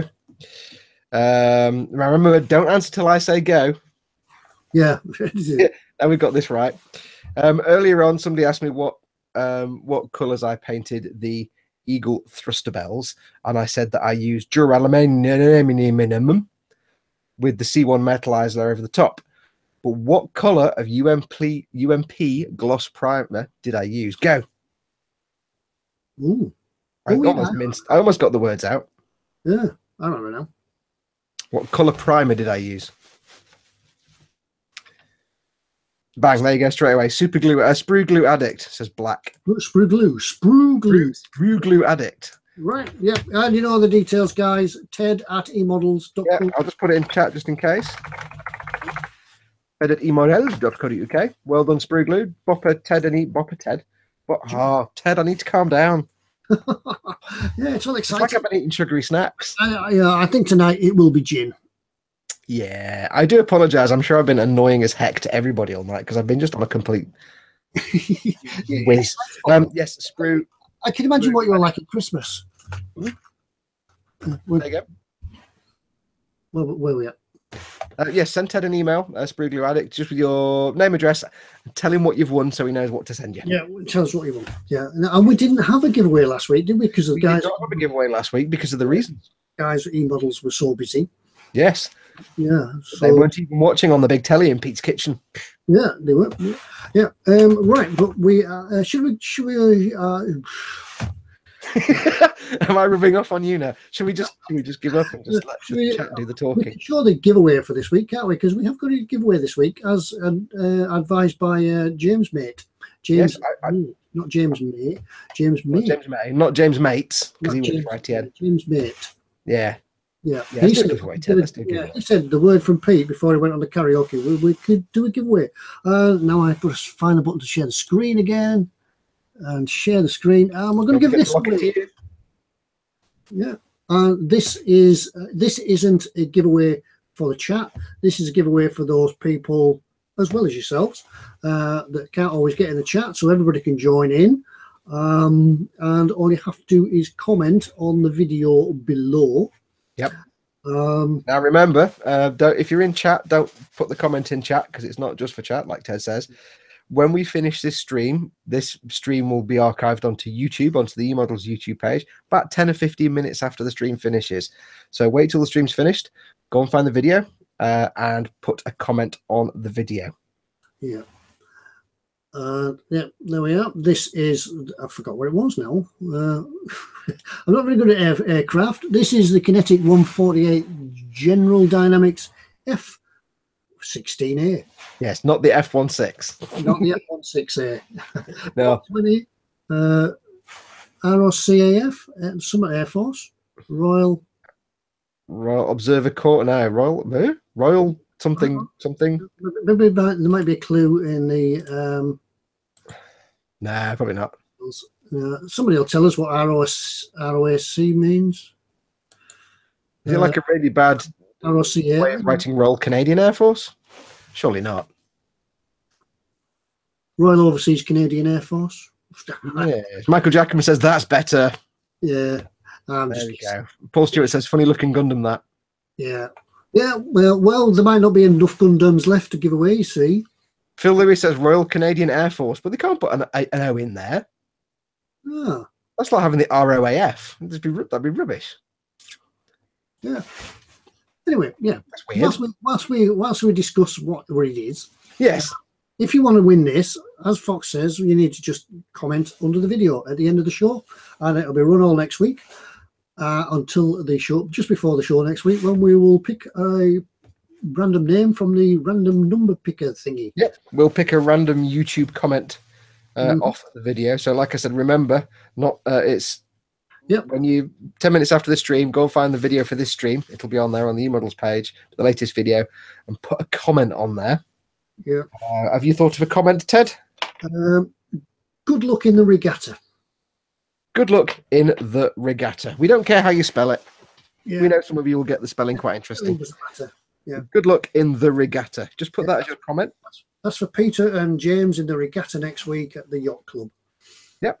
Yep. And there will be yacht hair blowing in the wind as they sail away across. I don't know where they go from Stoke. You can only go to like a yard hair blowing in the wind. Oh God, I'm singing Elton John. Holy cow! I need to stop doing that.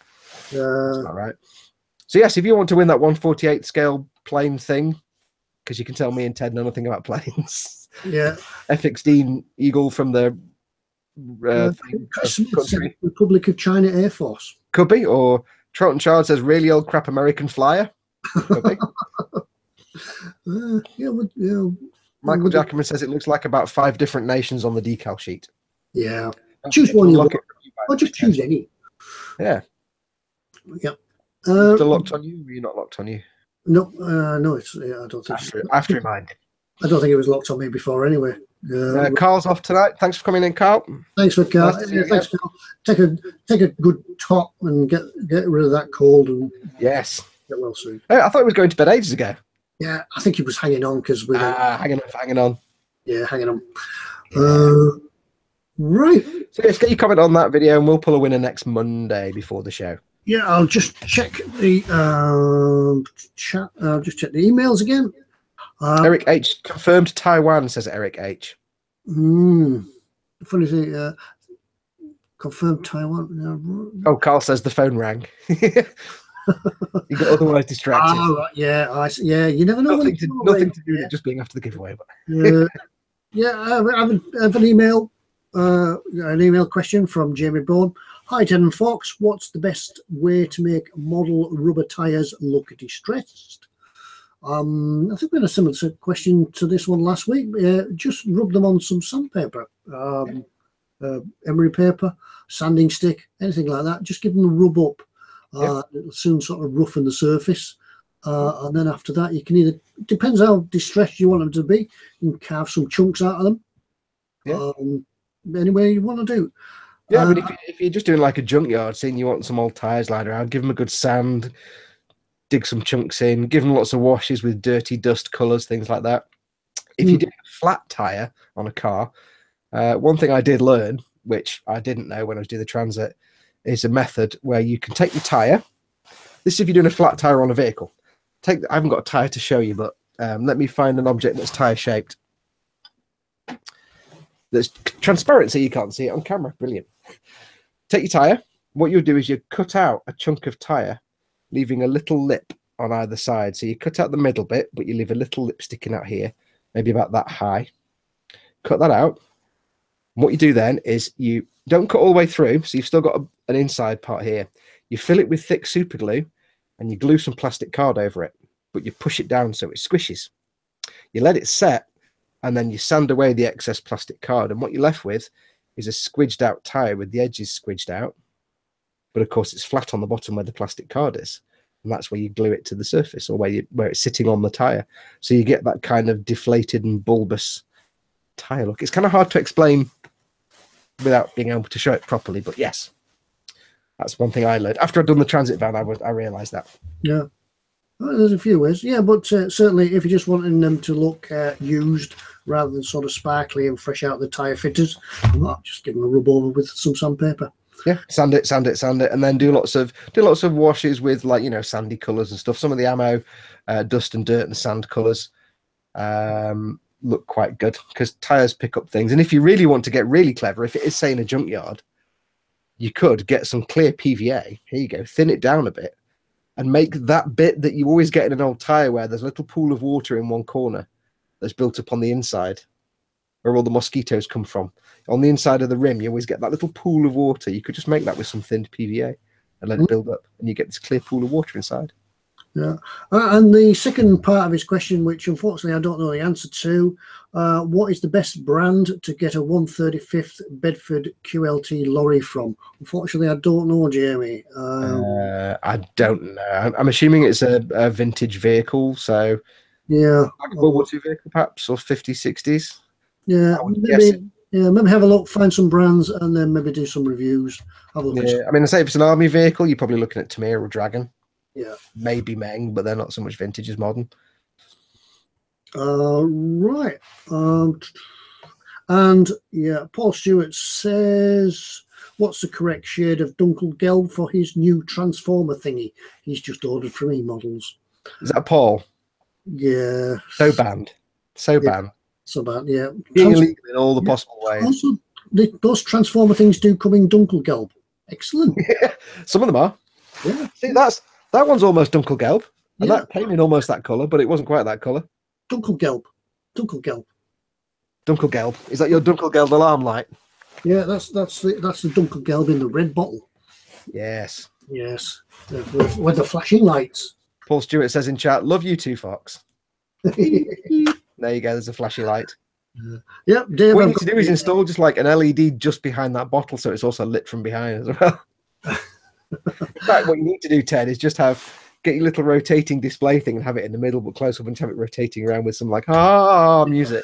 Yeah, maybe I'll have it as pride of place next week. It just could go. Yeah, I need to work out how to get this to flash on its own, don't I? Yeah, or just have an entire shelf with just that one bottle in the middle of it. But don't put it in the middle. Put it just off to the side a little bit, just to mess with his chi. Yeah, it's got a shelf to itself, but it's just off to the side. Michael Jacobin said that F16 will look good. That F16 will look good to his next to his SU33. John Bennett. Hang on a minute. How could that the F16 and then it will be SU33? Would it not be 33? What? No, right. No, I'm just rambling. Sorry. No, I'm Yes, you rambling. lost me there, Ted. No, John Bennett says the Republic of China Air Force is the aviation branch of the Republic of China Armed Forces. The ROCAF's job is the defense of airspace around Taiwan. Let's not get into political conversations about Taiwan and China, but yes, that makes sense. the things you learn on the eModels live stream. Yes, Taiwan being the disputed Chinese territory / not Chinese territory, it makes sense then that they roll Republic of China Air Force. But hang on. It's General Dynamics, isn't that American? What? Where are you getting General Dynamics from? That's I think that's the go F-16. back to sleep, Ted. You're making me confused now. The General Dynamics built the F-16, so they supplied China. You're taking advantage of my excitable nature tonight. Philip Rhodes has an answer for that question about the Bedford van. All right. Vintage Airfix 1976 Bedford QL 6-pounder gun at Portee Series 808366. I thought I'd read it out because obviously Jamie might not be in chat. Yeah, there you go, Jamie. Have a look. Vintage Airfix one. So it's Airfix Series 8 and it's 08366. Mm-hmm. Right. Tony Black says F16s are all over the place. Oh, Tedward with your F16. Right, I think we've been going for 2 hours now. I think it's have we? We've been going for 1 hour 55 minutes. Yeah, I think I'm going to give Peter a ring at the yacht club and see if it can join. I need to go for a beer. See if you can get more than 3 words out of him. Yeah. Don't forget, one of those words might be eye of the tiger. The other 2 words would be best mate, and that'll be a lot. I think it's probably taking James a long to look after him. Yeah, but I didn't notice any little baby yacht hair on James, so maybe he's having to. Yeah. Maybe it's to fake the yacht hair until it grows out. I think James would be. Be an eye on there. He'd be training. James never.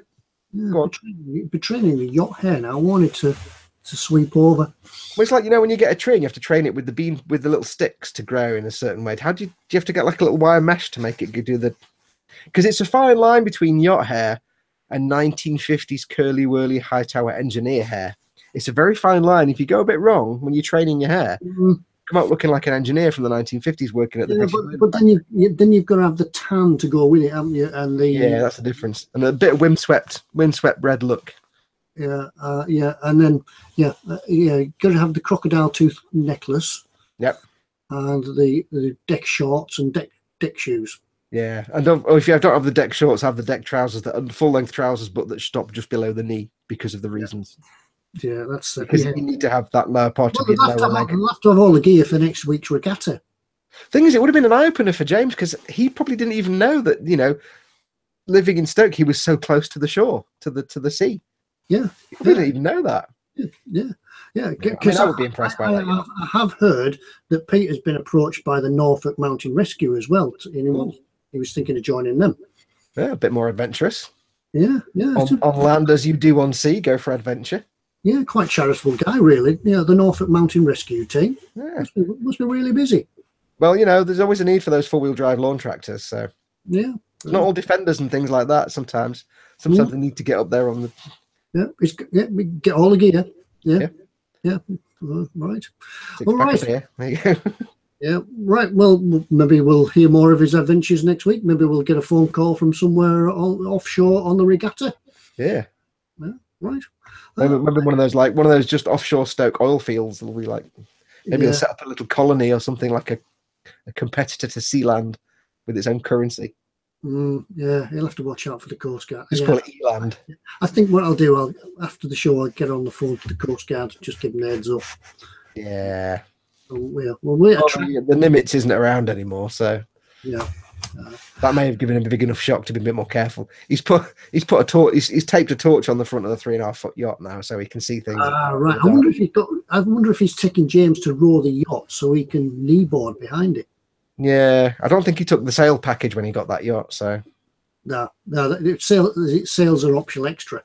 Yeah, as is the engine. So he would have gone for knowing Pete. He would have gone for the rowing package. Yeah, the slightly enhanced rowboat. So he's taken the Victorian method. He's getting a thing, but then he's got a lad. Because in Victorian times, there was always a lad to operate the machinery. Yeah. James is a lad. to work. I remember, seriously, I remember going to a farm once in one of my jobs. We're going to the farm. I said, I've come about your theft. I said to the farmer, this old farmer, I said, I've come about your theft and I'd like some details, please. Aye, lad, I'll just get lad to come and give you the details. And round the corner came this guy. He must have been in his 90s. How do? You're the lad? Aye, I'm lad. I'll tell you all the details. Come on, lad. Let's have a cup of tea. It must have It's been that kind of tradition. There's always a lad. The lad, the lowest one on the ladder, who does all the menial work. I'll get the lad. Get the lad. Anyway, time to wrap it up, I think. Yes, we've been waffling on for too long. I do apologise to the viewers for being a complete frenetic puppy dog with 13 tennis balls, hyper idiot tonight. I've just been dead excited. Go and buy lots of Gunpla. They won't be on there for long. They'll run out quickly. Yeah, go and have a look. Go and have a look at the Gunpla. See what's in stock. Yeah. Yes, next week I will be more restrained. I do promise. Yeah. I won't. Yeah, well, it might be not tongue-tied and excitable next week. Yeah, it's like I've drunk like 13 cups of coffee and eaten a whole bowl of sugar and some sugar puffs and crisps and chocolate at the same time. Yeah, question there's just come in from Michael Jackman. Subject change. All my ships are 1350. He wants a 1350 Rodney. Nobody makes one. They're all 1200 too big or 1700 too small. Need it to go with my Sync the Bismarck display. You know what would be a good solution there, Ted? One solution. If you're making a diorama, put it at the back. Well, do a forced perspective diorama. Yeah. So if, for example, if I have, and I've seen a brilliant example of this. I saw a guy who took a 1/24 scale Focke-Wulf and he built it and he had it flying in the air. So he put a hairdryer on it to make the propeller turn around. It was all mounted and he had clouds behind it. And then he took a 1/144th Spitfire and built that. And in reality, it was like here next to the Focke-Wulf, but he positioned it in such a way and he positioned the camera in such a way that it was a close-up of the Focke-Wulf heading towards the camera, and in the distance was a Spitfire bearing down on the Focke-Wulf. In reality, they were like that far apart. But because he did the photograph at a low angle and forced the perspective, it looked like the Focke-Wulf here and the Spitfire way off in the distance. So if you're getting that problem and you're going to be building a diorama, and you just can't find the same scale, have a think about, well, if one of them's too big and one of them's too small, how about I do it in forced perspective? So when you look at them in the right direction, you get the idea of here's this one close up and here's that one far away. It's one of those things that you have to look in the right direction to get it. But if you take that photograph or you get the person to look, it can be really impressive. Yeah, cracking. Yeah, there was something like that at Telford, actually. A guy did the whole airstrip, an airfield. Yeah. So I mean, I was super impressed by that, the one with the Focke-Wulf and the Spitfire, because it was like the photograph was in black and white and it was beautiful quality. It looked like a real photograph because he put clouds in and stuff. When he actually said, and here's how it looks in real life, and it's like, oh, right, it's actually only a diorama that big. Oh, it's not. It's very impressive when you get it because he got the depth of focus just right, so the spit was out of focus, and it's brilliant. Yeah, right. Yeah, that's certainly an idea. But somebody's already found that Trumpeter do a 1350, so I'm going to have a look at that one. I think so. Everything I said is irrelevant. Brilliant. It's no longer. But still do it. Still do it. Oh yeah, forced perspective is a brilliant thing. Too. Philip Road says Fox needs a girlfriend. No. Right. Fox, when is the game to going to be when is the game David Moore says, Fox, when is the game going to be built? You might need to rewrite that one using common words or sayings. When is the game going to be built? Game two. I'm trying to think. It's probably on predictive text on his phone, so I'm trying to guess what it might be. Yeah. I've sent some really embarrassing emails, texts for it. Fox, when he says take two, when is the take two going to be built? Right. Still don't get you. Take two. So yeah. So what? Hang on. Going back to what you could have said about the forced perspective and taking photographs. The Trumpeter one isn't out yet, so we'll have to go back to your suggestion. There you go. So you didn't waste your time. No, it's something I actually keep meaning to do at some point, but can never get round to it because I always think, yeah, but then people have to look at it exactly at the right angle. You could do it with some of your Gundams. Right, he says, Yes. David Moore says the Yamato predictive text is a nightmare. Trust me. Yes, my 1/500 scale space battleship Yamato. I don't know yet. I've got to get this finished, but this won't take long if I'm not going to be gloss varnishing and decaling it. After that, yeah. So the predictive text has changed Yamato to game to going. Yes, and also to take two. So I've got to get this done. That hopefully won't take too long. I then want to do something small and quick, hopefully, just to get something going. The Yamato might be a bit of a long, drawn-out build because of its size. So hopefully soon. But I need to do an other Gunpla first before I do the Yamato. So we'll see. We'll see soon. There. Oh, he says he's got a broken arm as well, does David Moores? Oh, sorry about that, David. Yeah, never say never. Yeah. So just blame it on the autocorrect. You get away with it. We've made that mileage for you, so you're fine. Right. Right. It's 11:05. 2 hours and a bit we've been going. So, yes, Trot and Chard says still going after 10 minutes. We said we're going to go away. So right, yeah, we could go forever. I'll have calmed down next week. Yeah, I'll get some Ted's gin. I'll be dead sleepy. You'll be fine. I'm going to go and have a relax and have a little glass of relaxing. Have a little glass of something relaxing. So I'll say good night to you all. And don't forget, go and comment on the video. What did we say the comment was going to be? Good luck for the regatta or something like that? Good luck for the regatta or something along those lines. We'll be very lenient with it as long as it says something along those lines. Okay. Good night, everybody. Thank you. Thank you for watching. Go and have a look at the eModels website. Go and have a look at the Gunpla. Yes. Have a go at one. Yeah, I've had a go and it's been good fun. So, like I said in the video, do you like fun? Then try a Gunpla. Yes. No reason not to. Okay. Good night, all. Good night, everybody. See you all again. Adios, amoebas. We'll do something again. Bye then. Bye now.